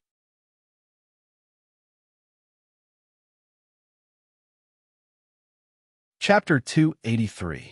After listening to Hyojin's words, Itachi fell into deep thought. Compared to the original time and space, Itachi was much more cheerful in this time and space. He did not have a deep understanding of the conflict between the Uchiha and the village. In the original time and space, Itachi was stimulated to activate his Sharingan because his teammates were killed by Obsidian. In this time and space, Obsidian's attention was focused on Shinichi and had little interaction with Itachi. So, Itachi completely relied on his own talent to activate the Sharingan. Therefore, compared to the original time and space, Itachi's strength was slightly weaker in this time and space. Even so, Itachi, who was only 11 years old, still had the strength of a Jonin. Compared to Jishui when he was 11 years old, there was almost no obvious difference in basic skills. The only thing he lacked was a pair of Manjikyu Sharingan. Looking at Itachi's conflicted face, Hyojin secretly sighed. The Uchiha's temperament is really extreme. Some of the arrogant members of the Uchiha clan don't care about the feelings of others at all. They do whatever they want and act recklessly. As for the Uchiha like Jishui and Itachi, they could see the feelings of others as more important than their own feelings. They always thought about the overall situation, but ignored their own wishes and feelings. These two kinds of people were too extreme, in Hyojin's opinion. The first kind was too egoistic, and the second kind lost their sense of self. Perhaps the word neutral doesn't match with the Uchiha clan at all. After a moment, Itachi seemed to have made up his mind and sincerely said to Hyojin, "Senpai, I want to save the Uchiha." Kuroto's brows furrowed for a moment, but then relaxed again. When Jishui confessed the identity of Amatsukumi's fire demon to Itachi, Hyojin knew that even if Jishui never mentioned him, with his intelligence, Itachi would sooner or later guess that Amatsukumi was related to him. And Itachi's words obviously meant that he wanted to join the small group of Hyojin and Jishui and use another way to save the fate of Uchiha. In this regard, Hyojin did not seem to have any reason to refuse. With Itachi's extraordinary talent, it would not take him a few years to easily grow into a powerful ninja that no one could ignore. Therefore, Itachi's joining would undoubtedly greatly improve the strength of Amatsukumi. But after thinking carefully for a while, Hyojin shook his head and said lightly, "You are too weak. You can't interfere in this kind of thing." Itachi was a little disappointed when he heard this. "I'm sorry, I was too reckless." There are not many opportunities to ridicule Itachi Uchiha like this. After secretly laughing, Hyojin pretended to be serious and said, "Itachi, you don't have to be too discouraged. I can make an exception and arrange an assessment for you. If you can pass, I will consider your request." "Assessment?" Itachi said with a happy face. "Thank you so much, senpai." Hyojin crossed his arms in front of his chest. "You should understand that not anyone can enter our organization. If you're not strong enough, you will drag everyone down." Itachi nodded repeatedly. "Well, compared to senpai and brother Jishui, I still have a lot of shortcomings." After talking about it, the distance between Hyojin and Itachi was immediately shortened. So after a few casual words, Hyojin asked Itachi a question that had been hidden in his heart for a long time. "Itachi, have you heard of sort of 10 punches and yada no kagami?" Itachi shook his head. "I'm sorry, I haven't heard of it." Hyojin rubbed his chin and said to himself, sure enough, Itachi did not have these two artifacts in this period. Hyojin had been coveting these two artifacts for a long time. He had read many ancient books, many of which mentioned these two artifacts, but there was not even a word about the whereabouts of these two artifacts in the ancient books. So, Hyojin searched for a long time, but still did not have the slightest clue. Previously, he had suspected that the Sword of 10 Punches and Yada no Kagami might be just the supplementary ability of Itachi Susanoo, a unique embodiment of Itachi's chakra. But when he opened the Susanoo himself, He was immediately sure that these two artifacts were not the ability of Itachi's Susanoo, nor were they the unique embodiment of Itachi's chakra. The weapons of Hyojin's Susanoo were two swords made of golden flames. However, Hyojin flipped through the ancient books, but there was no record of these two golden flame swords. Even the golden flames on his Susanoo were not recorded. However, the Sword of Ten Fists and the Yada Kagami Mirror are mentioned in many ancient books, and they have appeared many times in the shinobi world, and every time they appear, it is accompanied by a bloody battle. This is why Orochimaru knew about the Sword of Ten Punches and Yada no Kagami before he saw Itachi's Susanoo, and has been secretly searching for it. It seems that the possibility of the Sword of Ten Punches and Yada no Kagami is very high. Thinking of this, Hyojin had a faint guess. In the original space-time, as the reincarnation of Azura, Naruto has the protection of Nine Tails inside his body, and the protection of my village outside his body, so his safety is guaranteed, and there is no need for the intervention of the Sage of Six Paths. But as the reincarnation of Indra, after the extinction of the Uchiha clan, only his brother Itachi Uchiha was left to protect him. Compared to the power protecting Naruto, Itachi is undoubtedly weaker. Perhaps it is for this reason that the Sage of Six Paths, who wandered in the shinobi world in the form of a soul, guided the Sword of Ten Punches and Yada no Kagami to Itachi in some way, without leaving any trace, and indirectly strengthened the power protecting Sasuke, ensuring that Sasuke, as the reincarnation of Indra, can grow up safely.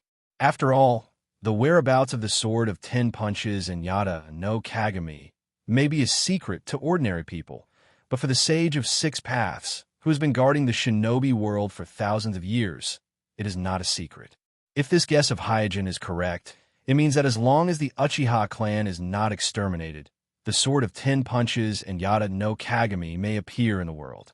And even if the Uchiha clan is exterminated, the Sword of Ten Punches and Yada no Kagami can appear in the world, and even if the Uchiha clan is exterminated, the Sword of Ten Punches and Yada no Kagami can appear in the world. Phew! Letting out a sigh of relief, Suijin suppressed the greed in his heart and quickly calmed his mind. The next day, according to the assessment agreement with Hyojin, Itachi came to a dense forest outside the village alone. Standing in the forest, Itachi looked around and said to himself, "Hasn't Kuroto-senpai arrived yet? I don't know who the examiner will be, Kuroto-senpai or Brother Jishue." At this time, a figure walked towards Itachi. The vigilant Itachi immediately looked over and saw that the person was wearing a mask with a flame pattern on his face, wearing a robe, and had a long sword on his waist.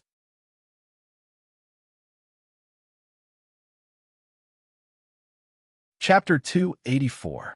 Itachi subconsciously opened his Sharingan, and the three Magatama spun in his scarlet eyes. Under his careful observation, he found that the person who came seemed to be a woman, but whether it was the pace or the behavior, it didn't seem like a woman, giving people an inexplicable sense of mystery. Facing the sudden stranger, Itachi raised his vigilance and asked, "Who are you?" The other party said lightly, "You are Itachi Uchiha." Itachi nodded, but still did not relax his vigilance. The recent disappearance of Uchiha has made some people in the Uchiha clan feel insecure. Just think about it. If even an Uchiha Jonin with 3 Magatama Sharingan can disappear for no reason, then there are only a few people in the Uchiha clan who can ensure their own safety.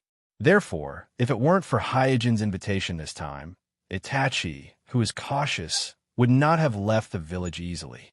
The other party continued, "I am your competitor. You can call me Hikari. Whoever wins between us will get the title of Homusubi." There is no doubt that the person who came as Hyojin who used the fire release clone. Accelerating the running in of the fire release clone. Fighting is indispensable, and Itachi is a good sparring partner in all aspects.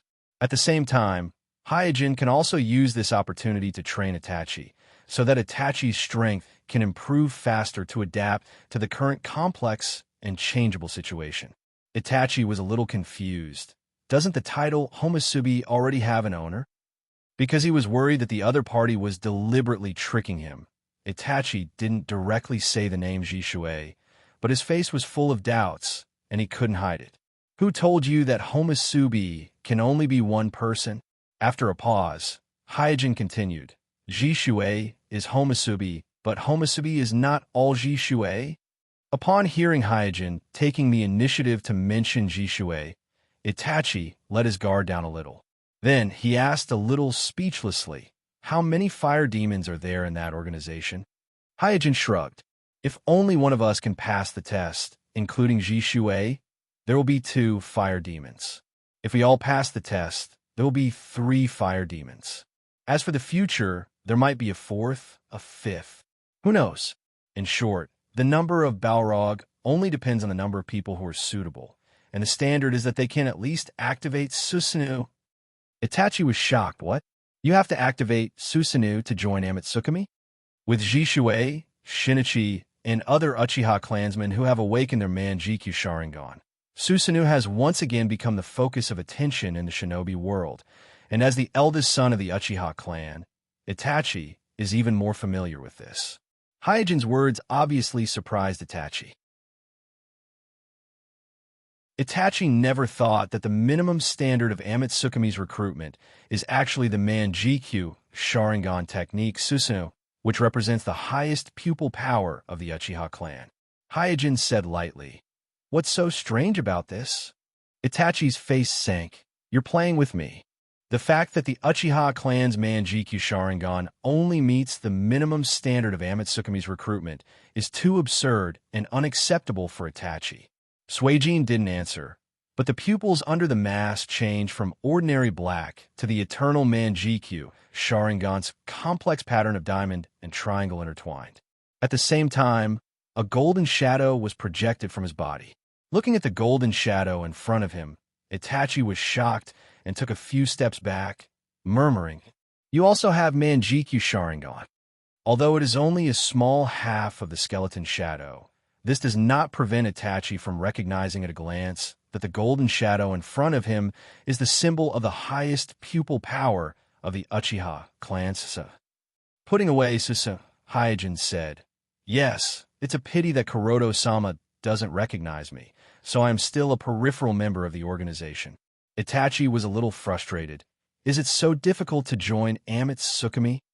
As Hyojin activated Susanoo, Itachi finally believed his words. Hyojin nodded.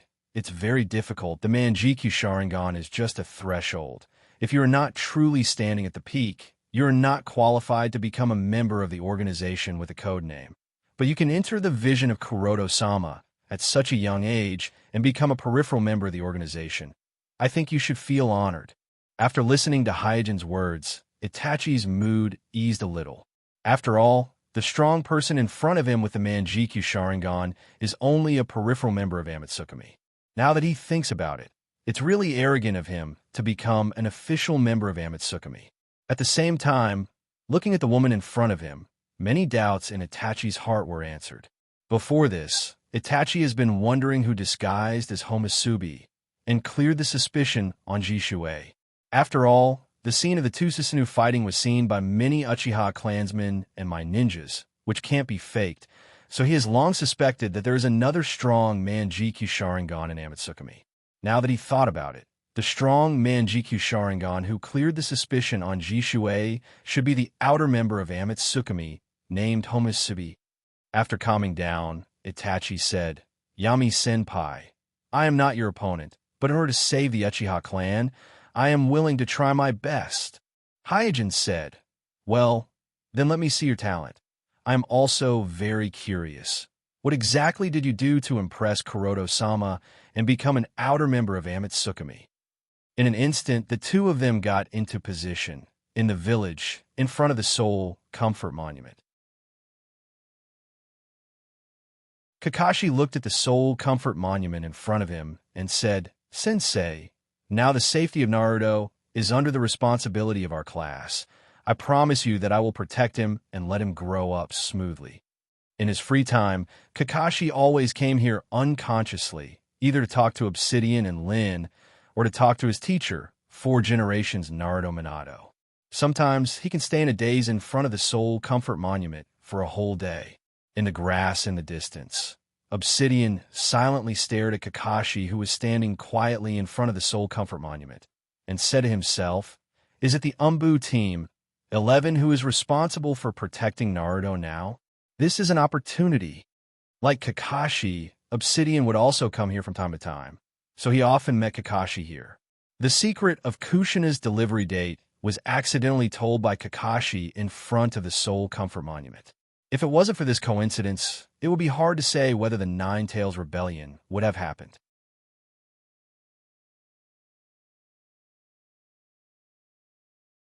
Chapter 285. In an underground base far away from my village, Orochimaru was leaning on a stone chair.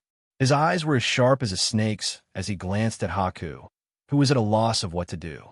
After a long time, Orochimaru smiled and said, "Haku, welcome back." Although Orochimaru's smile gave people goosebumps, Haku was still slightly relieved and said softly, "I'm sorry to have made you worry." Orochimaru pretended to be casual and said, "Is everything okay with Kuroto-san?" Haku quickly nodded and said, "Yes, Master Kuroto-san has been taking care of me." "Is that so?" After thinking for a while, Orochimaru asked again, "What did you do at his place?" Haku seriously recalled and replied, "I don't think I did anything. Master Kuroto-san just tested my ninjutsu, and that's it." Orochimaru slightly frowned and said, "Just testing your ninjutsu?" Haku seemed to recall something and said, "Oh right, Master Kuroto-san also extracted some of my blood and cells." Orochimaru thought to himself, no wonder he wanted to get the technology related to cell fusion from me. It turns out that he has been secretly conducting human experiments.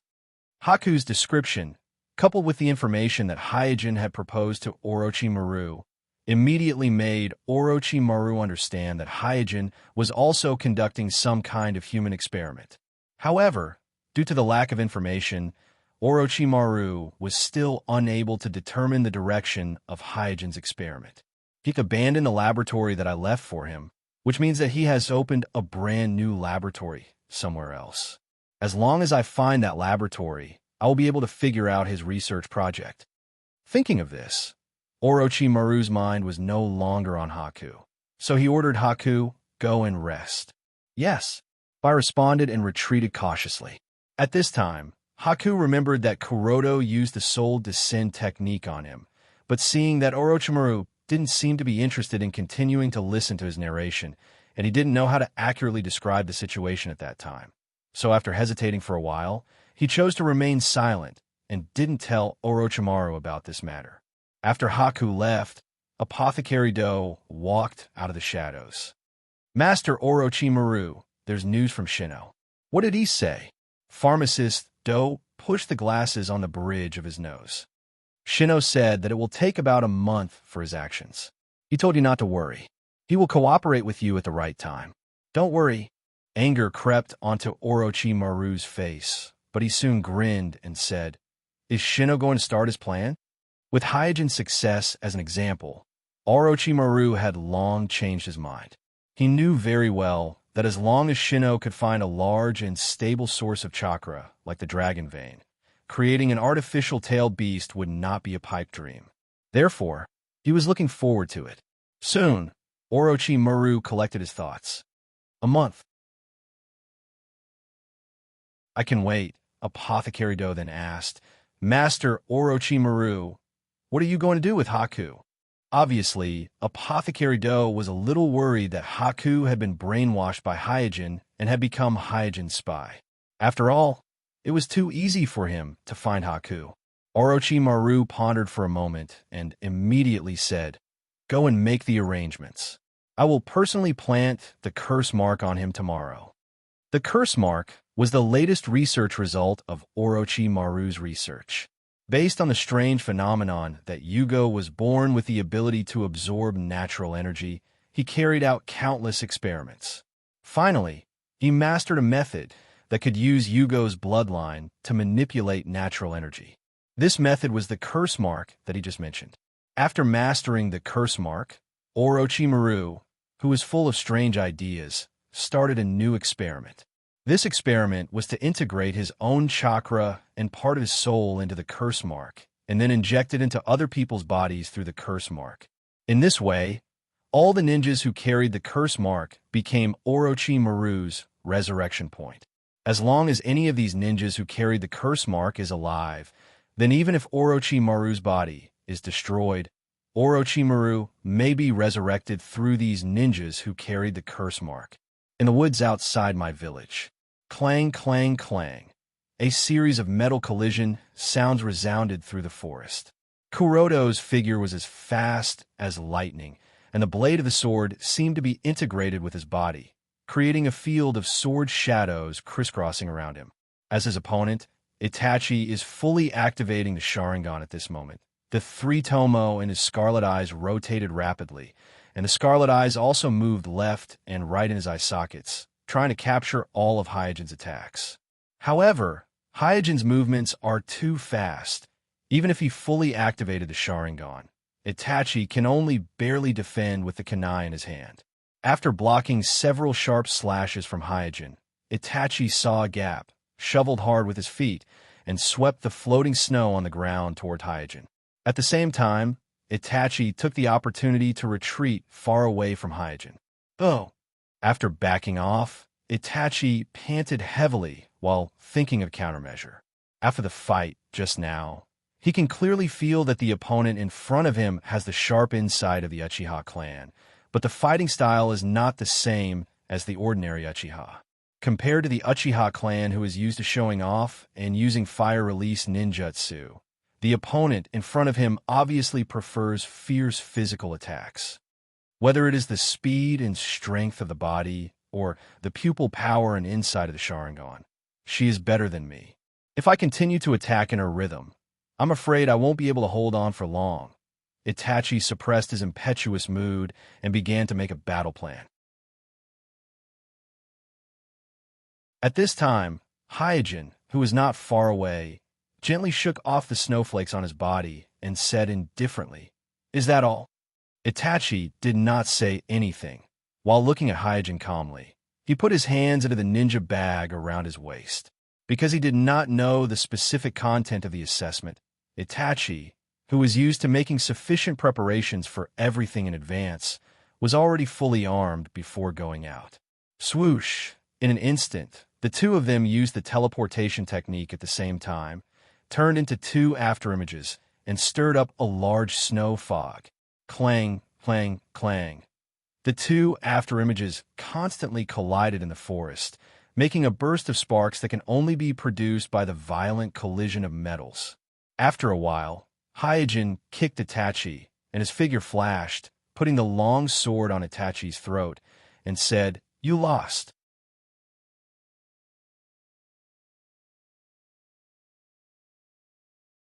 Chapter 286. Under the mask, the corners of Hyojin's mouth raised slightly. Defeating Itachi was not difficult for him at the moment, but he had a sense of accomplishment that was difficult to describe to others. After all, in the original time and space, Itachi was almost invincible. At this moment, the smile on the corner of Hyojin's mouth suddenly froze, and he thought, "Something's wrong." Quack! Almost at the same time that Sueji noticed that something was wrong, Itachi, whose throat was pressed by the long sword, turned into countless crows and scattered in all directions with a burst of noisy crows cawing. Hyojin was shocked. Crow substitution technique? Suddenly, from the corner of Kuroto's eyes, he noticed that there were many inconspicuous steel wires that bounced up from the floating snow on the ground, and then instantly tightened, pulling out countless kunai and shurikens from the floating snow. Looking at these kunai and shurikens that were pulled by the steel wires and shot from all directions, Hyojin suddenly understood in his heart that he had fallen into Itachi's trap. At the same time, Hyojin was also secretly shocked.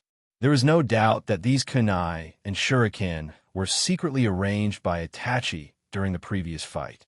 Itachi had already considered all the details, such as where they should be placed, what angle they should be placed at, and even which steel wire to use to connect them, etc. during the tense fight. He had already thought of everything and successfully implemented them. With just a glance with the eternal Manjiku Sharingan in his eye sockets, Hyojin knew that Itachi's trap had no blind spots. Swoosh, swoosh, swoosh in a flash, Hyojin's body was full of kunai and shurikens. Itachi, who was hiding by the side with Crow's substitution technique, was shocked to see this. He knew that Hyojin could use Susanoo, so he didn't hold back and arranged the trap without any blind spots. But he didn't expect that Hyojin didn't use Susanoo and was directly shot into a hedgehog by the kunai and shurikens in the trap. Quack! In an instant, Hyojin, who was shot into a hedgehog, also turned into countless crows and flew away in the crow's cry. Itachi exclaimed, This is the crow clone technique. Then, Itachi felt a chill on his throat and glanced down from the corner of his eyes. He found that Suijin's sword was pressed against his throat again. Hyojin walked out from behind Itachi. I know what Jishui taught you. Itachi lowered his head dejectedly. I lost. After all, Itachi was only 11 years old. His body had yet to fully develop, so setting up the trap just now had consumed a lot of his physical strength and ocular powers. At this moment, he did not have much combat power left. Hyojin sheathed his long sword and lightly said, To be able to deal with my crow clone, you're already very good. Hyojin's words were completely based on his feelings. When Kuroda was about 10 years old, he just graduated from the shinobi school, and among the 90 graduates, he was ranked 89th. The reason why he didn't become a laughingstock was because of the Third Shinobi War, and also because he defeated at least one Uchiha shinobi. Of course, during the graduation exam, Kuroda was a little afraid of the Third Shinobi World War, so he was distracted, which is why he only got the 89th place. If he had concentrated and went all out at that time, he would have at least gotten the 70th place. As for Uchiha, who was ranked at the bottom, he was late to help an old lady cross the road on the day of the assessment, so he was directly judged to have lost the first round of the test. Otherwise, he wouldn't have been ranked last. After resting for a while, Itachi asked Hyojin, Yami-senpai, are you also a member of the Uchiha clan? But why have I never seen you in the clan land? Although Hyojin was wearing a mask and couldn't see his face, with Itachi's insight, he can easily judge that he has never seen this Manjiku Sharingan possessor named Blaze in the clan land. Hyojin said, You don't need to know this. Itachi was silent. Hyojin said again, Today's assessment ends here. We will continue tomorrow. The location is still here. Itachi asked, Do I still have a chance? Yeah. Nodding, Hyojin reminded again. About everything about the assessment. Don't mention it to Jishui, and don't ask Jishui for advice. Otherwise, I will regard you as cheating, understand? Itachi thought for a while, then nodded and said, I understand. After the two separated, Itachi didn't stay outside the village for long and directly returned to the village. Along the way, Itachi was thinking about ways to defeat Hyojin, and before he knew it, he had already returned home. At this time, Sasuke greeted him. Brother, where did you go today? Itachi smiled and said, I went out to practice. Sasuke pouted and said, You're so cunning, you didn't even take me with you to practice. Itachi shook his head and smiled while sitting down to change his shoes. Sasuke stuck to the side and complained, It's too boring to be with those children. Brother, next time you practice, will you take me with you? Itachi changed his shoes and waved to Sasuke. Sasuke quickly moved his small head over. Itachi gently tapped Sasuke's forehead and said with a smile, Let's talk about practice later. After saying that, Itachi stood up and walked towards the inner courtyard. His face returned to the previous frowning and thoughtful expression, as if he was thinking about some difficult problem. In the following month, Hyojin used the fire release clone to compete with Itachi. Itachi grew at a speed almost visible to the naked eye. In the beginning, Hyojin still held the mentality of training, half sparring, half giving pointers. But later on, he had no choice but to put away this mentality. He must recognize Shinichi more. Only then can he defeat Itachi. In addition to sparring with Itachi, Hyojin has also been on guard against Hiriko's attack.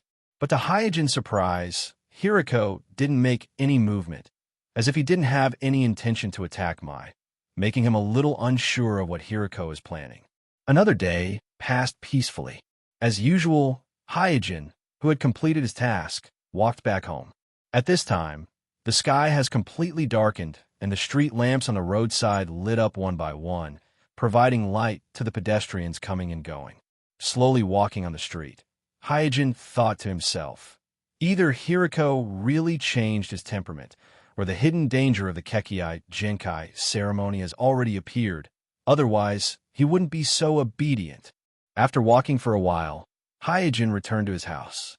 At this time, he saw two thin figures standing in front of his house. From the looks of it, they seemed to be waiting for him, and have been waiting for a long time. When Hyojin walked closer to take a look, he suddenly frowned. Ziyuan, why are you here? When little Ziyuan saw Hyojin, she immediately rushed over and cried, Big brother, please save my mother.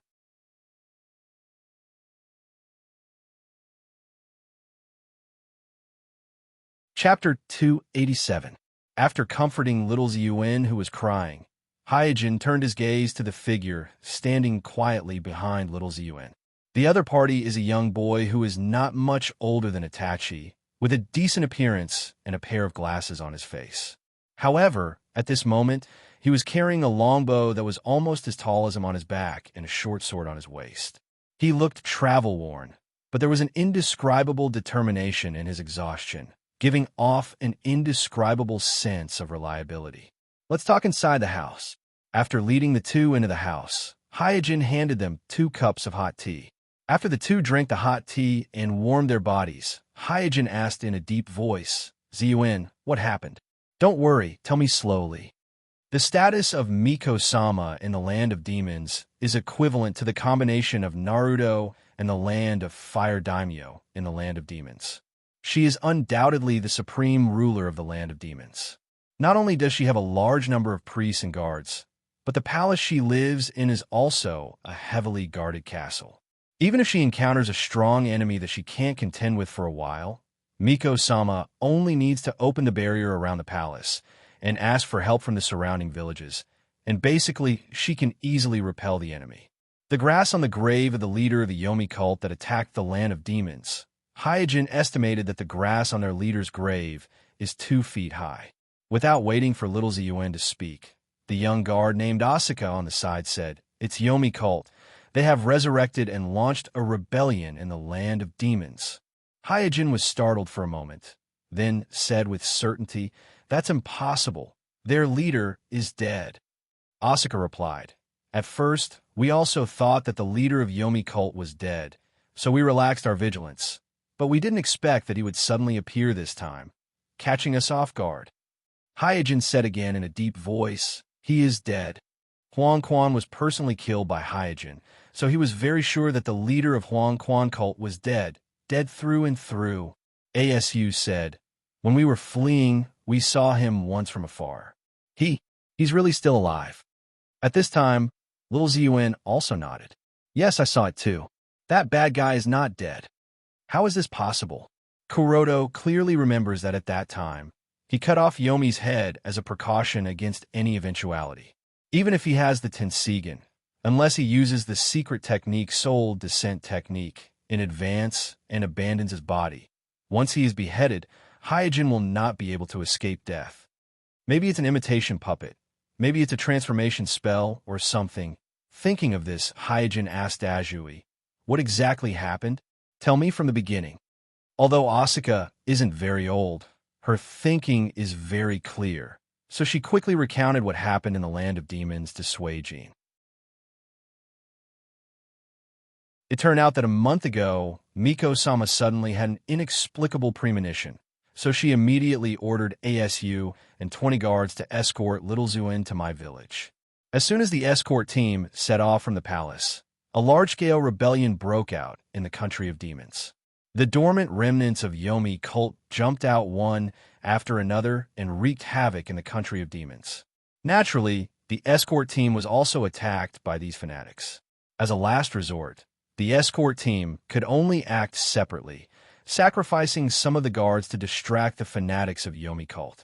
In such a fierce battle, When they rushed out of the country of demons, only the youngest of the 20 guards, Su, was left. Fortunately, Asako was alert enough. She brought Shurswan to Konoha alone and safely arrived at Konoha. She handed Shurswan over to Kuroto, who was designated by Miko.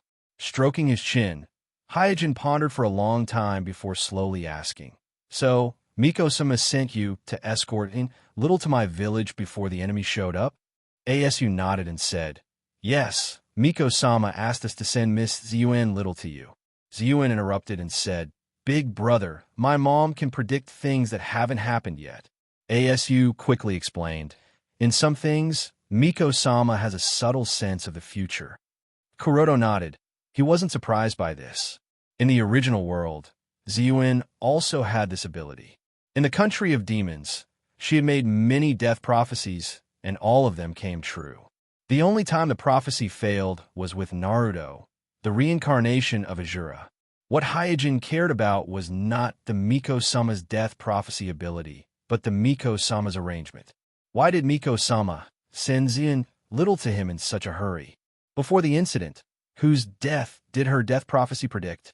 After thinking about it, Hyojin felt that the only reasonable explanation was that Miko-sama's death prophecy predicted her own death, so she felt that there was no way to continue to protect Little to my village. With the remaining forces of Yomi, even if their leader Yomi is not dead, they won't be able to cause any waves unless... After a pause, Hyojin's face gradually became gloomy. Unless there are other forces involved, such as the Akatsuki organization. Hyojin quickly linked the matter of the country of demons with the Akatsuki organization. After all, with Hiriko's personality, his strength has greatly increased after completing the Kekiai Genkai ceremony, so he shouldn't be so quiet. If the Akatsuki organization is involved, then Miko-sama would be. Miko-sama's sealing technique and sensing ability can be regarded as the best in the shinobi world, but her combat power is not too good, so once the Akatsuki organization find a way to break the barrier, Miko-sama and her guards together won't be able to defeat them. Thinking of this, Hyojin glanced at Little Ziyuan's tender face covered with tears, and a sense of guilt rose in his heart. He felt that Miko-sama sent Ziyuan Little to his side. In addition to trusting him and thinking that he can protect little Ziyuan Little, she probably also blamed him for not completely eradicating Yomi Yakuza, as agreed. Although most of the dealings between Hyojin and Miko-sama were transactions with mutual conditions, Miko-sama's guidance to Hyojin and sealing technique is real. And this kind of kindness can't be measured with money. So even if he guessed that Miko-sama has probably met with an accident, Hyojin must go to the country of demons. After settling little Ziyuan and Asuho at home, Hyojin went to a secluded place alone and asked Shinichi about the current situation of the Akatsuki organization through Miko-sama. If the Akatsuki organization really intervened in the country of demons, then Shinichi, who is in the Akatsuki organization, should have received some news.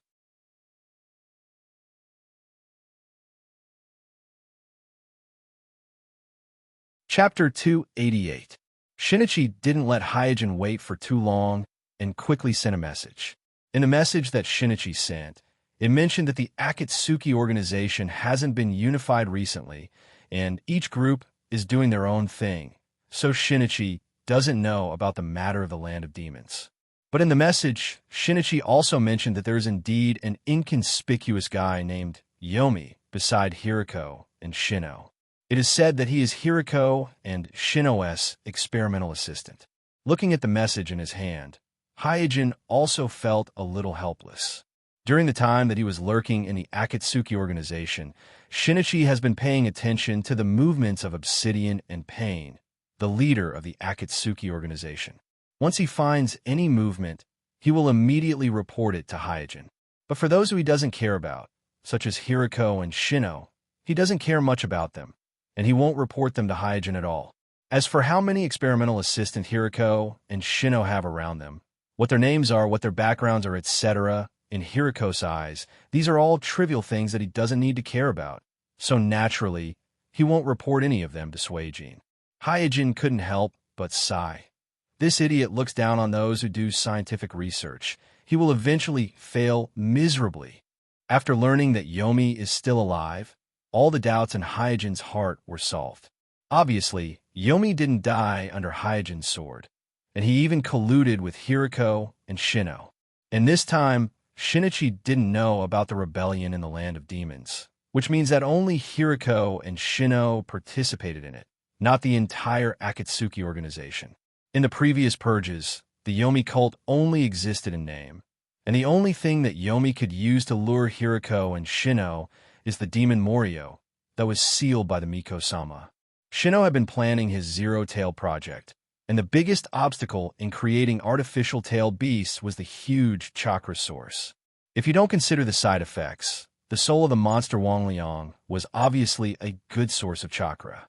So if Yomi used the soul of the monster Wangliang as a bargaining chip to persuade Shino, Shino would definitely be tempted. On the other hand, Hiriko, who was in the same group as Shino, had just completed the Bloodline Genkai fusion ceremony. He was proud and arrogant and wanted to show off his skills. So, it was easy for Shino to persuade Hiriko to participate in the operation. Yomi, Shino, Hiriko, pausing for a moment, Hyojin continued. Demon Morio, very quickly, Hyojin sorted out the threads in his mind one by one. He even guessed that Yomi must have some kind of strange, secret technique to be able to survive even after being beheaded by him. And Yomi became Hiriko's experimental assistant, so Hiriko was able to perfect the Chimara technique at an unexpected speed, which was probably due to Yomi's contribution. I must go to the Land of Demons, and I must return as soon as possible. Before getting the clear news of Miko-sama's death, Hyojin can't just stand by and do nothing. Even if he guessed that Miko-sama has most likely met with an accident, he must go. If he can save Miko-sama, then he must save Miko-sama. And even if he's a step late, he must at least avenge Miko-sama. After making up his mind, Hyojin went to Yuki's house and asked Yuki to take care of the UN and ASU, who were placed in his house, then immediately rushed to the Uchiha clan to see Jishui. Seeing that Hyojin was fully armed, even the ninja bag on his waist was bulging, Jishui was taken aback and quickly asked, "Kuroto-san, what happened?" Hyojin told her about the Land of Demons, and then said, "I'm going to the Land of Demons. I'll leave the village to you." Jishui asked, "Kuroto-san, are you going alone?" Patting Jishui's shoulder, Hyojin said, "Don't worry, I won't act recklessly. I'm just going to check the situation, and the news will soon spread. Perhaps the reinforcement from the other villages are already on the way." Although the Land of Demons and the Land of Fire are located at the east and west ends of the Shinobi continent, the distance between them is very far, but the Land of Demons and the Land of Earth are neighbors, not far from the Land of Wind. Therefore, the news of the rebellion in the Land of Demons may have just been received by Mai, but the Rock Village and the Sand Crypsis Village should have received the relevant information long ago. Then, Suijin added, "I don't know how far the rebellion of the Land of Demons has progressed, but if it is nearing the end, Hiriko is likely to have turned around and come looking for trouble with Konoha." Jishui asked hurriedly, "Then what should I do?" Hyojin said, "Tomorrow, find a suitable opportunity to wander around the village as Homusubi." Shursui immediately understood and nodded. "I understand. As long as Homusubi of Amitsukami appears in the vicinity of the village, the alert level of the village will inevitably soar. Not only that, the Uchiha clan will also be under full martial law. You have to be extra careful while I am away. Hiriko is now a complete monster. If you meet him, don't hesitate to use Kodo Amitsukami to subdue him," said Suijin again. "You have to be extra careful while I am away." Jishui nodded again, and the expression on her face became a lot more serious. After reminding Jishui, Hyojin sneaked out of the village that night, then directly activated the Tenseigan chakra mode in a deserted place and flew towards the direction of the Land of Demons. Because he had to avoid the roads and towns with large traffic, Hyojin had to make a big circle from time to time. Therefore, even if he flew extremely fast in the Tenseigan chakra mode, It still took him 3 to 4 days to reach the land of demons from Mai. When Hyojin sneaked outside the Miko-sama's palace, he found that the whole palace was intact, as if it had not experienced a cruel offensive and defensive battle. But the air was filled with a faint smell of blood, and there was no trace of a barrier outside the palace. After activating the Tenseigan, Kuroda looked into the distance and found that the guards in the palace have all been replaced by Yomi disciples wearing the Yomi cult uniform. Hyojin's face sank. The palace has been captured. Looking up at the sky, the sun has begun to set, so Hyojin sat cross-legged on the ground and ate dry food while conserving his strength. There are too many sealing techniques inside the Miko-sama's palace, so even with the Tenseigan activated, Hyojin can't explore the details of the inside of the palace. Considering that in addition to Yomi, the enemy may also include Hiriko and Shino. Hiriko himself is already a monster, and Shino may now be an artificial-tailed beast Jinchuriki, so he can't be underestimated. So, just in case, Hyojin decided to recover his strength first, and then wait until night to sneak into the palace to investigate.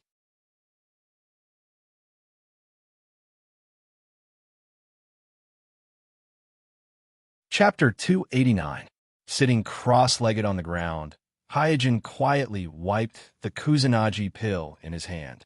Although his heart was full of annoyance and guilt, he was not affected by these negative emotions, but tried his best to restrain the killing intent that was constantly spreading in his heart.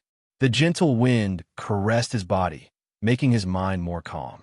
In a shinobi world, blindness and underestimation of the enemy are the biggest enemies of the ninja. No matter what you do, you must have a clear goal, and the goal of Hyojin's coming to the land of demons is not to kill indiscriminately, but to find the whereabouts of the Miko-sama. Looking at the direction of the Miko-sama's palace, Hyojin's expression gradually became solemn. As the night fell, rows of lights were lit in the distant palace. Although the disciples of Yomi were still patrolling, but the gap between the lines is undoubtedly much larger than during the day, making it easier for Hyojin to sneak in. But Hyojin still didn't move, still waiting patiently. As the night deepened, the formation of the patrols in the palace began to scatter. The guard at the sentry posts also began to yawn. The silence in the surroundings seemed to have caused all the guards in the palace to let down their guard. "It's time." Kuroda slowly stood up, and with a sway of his figure, he disappeared on the spot. Like a black shadow, he moved stealthily in the shadows of the walls, passing by sentry post after sentry post, avoiding group after group of guards, and in just a moment, he had already snuck into the palace. This palace of the Miko-sama, Hyojin also lived in it for a period of time. Although he is not very familiar with the layout of the palace, he is not completely clueless. After sneaking into the palace, Kuroda leaned against a dark corner and thought. The residence of the Miko-sama is the core area of the entire palace. Let's go there first and see.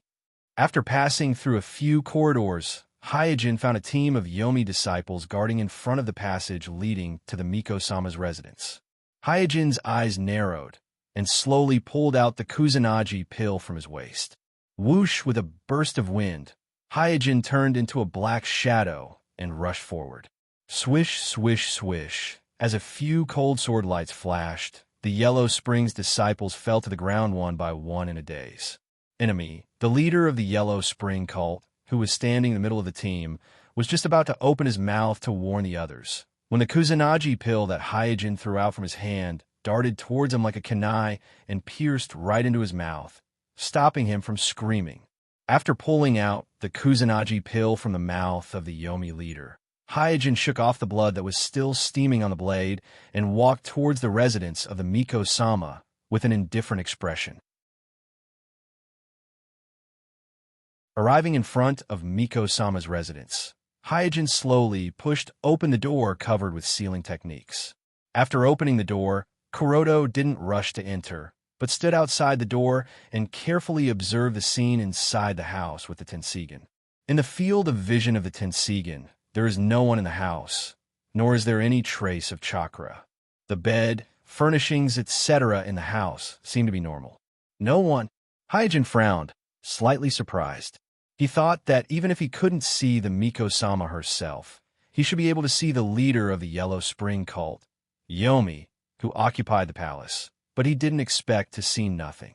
Carrying the Kusanagi pill, Hyojin slowly walked into the house, but as soon as he entered the house, he felt that something was wrong and immediately looked up at the roof. The roof of the Miko-sama's residence was very high. Hyojin visually estimated that it was at least 12 meters high as a 3- or 4-story building. A crystal chandelier hung in the center of the dome, and the chandelier was shining with a magnificent brilliance. If it was someone else, they might not be able to notice anything unusual, but Hyojin, who has the Tenseigan, was different. In the field of vision of Hyojin's Tenseigan, the crystal chandelier hanging in the center of the dome obviously contained a soft energy. This energy seemed to be a mixture of chakra and natural energy, which was very similar to the dragon vein chakra in the gourd artifact on Hyojin's waist. Hua! Just as Hyojin was about to jump to the dome and take a closer look at the crystal chandelier suddenly emitted a golden light. At the same time, a figure familiar to Hyojin walked out of the golden light. This figure was none other than the Miko-sama of the Country of Demons. Staring at the lifelike phantom of the Country of Demons in front of him, Hyojin asked with some vigilance, "Your Highness, you are the Miko-sama," explained. "This is my spiritual body." Spiritual body?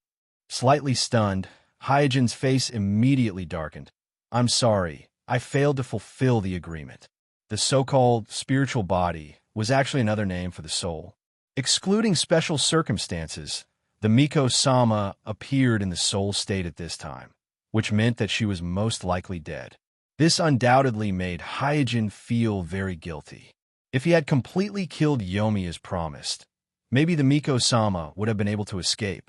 Seeing this, the Miko-sama smiled slightly and said, "You don't have to worry too much. All of this has been destined." Hyojin asked, "Did you prophesy something?" "Well, more than a month ago, I prophesied my own death."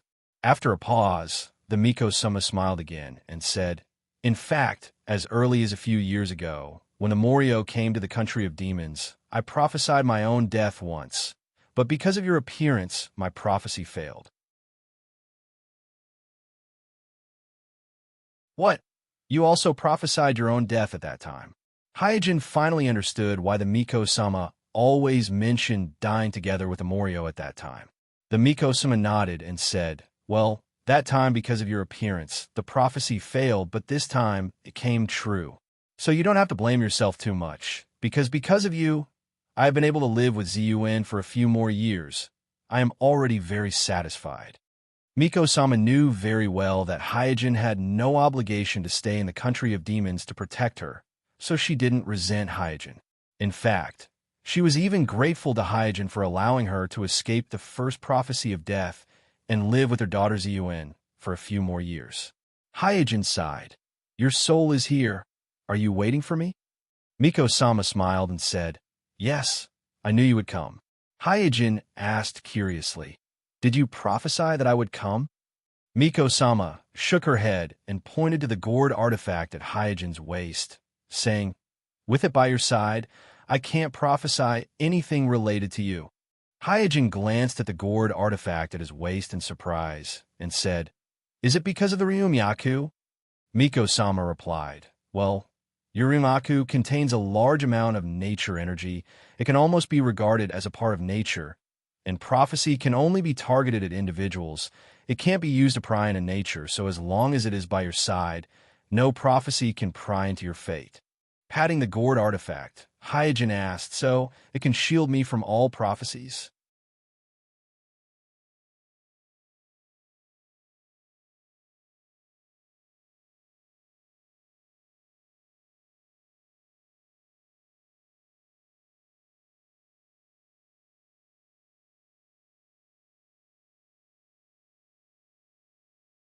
Chapter 291. The huge chakra burst out of Sujin's body in an instant, like a surging wave, swept in all directions, and the furnishings in the room were shaken. Miko's spiritual body subconsciously raised her arms to protect herself.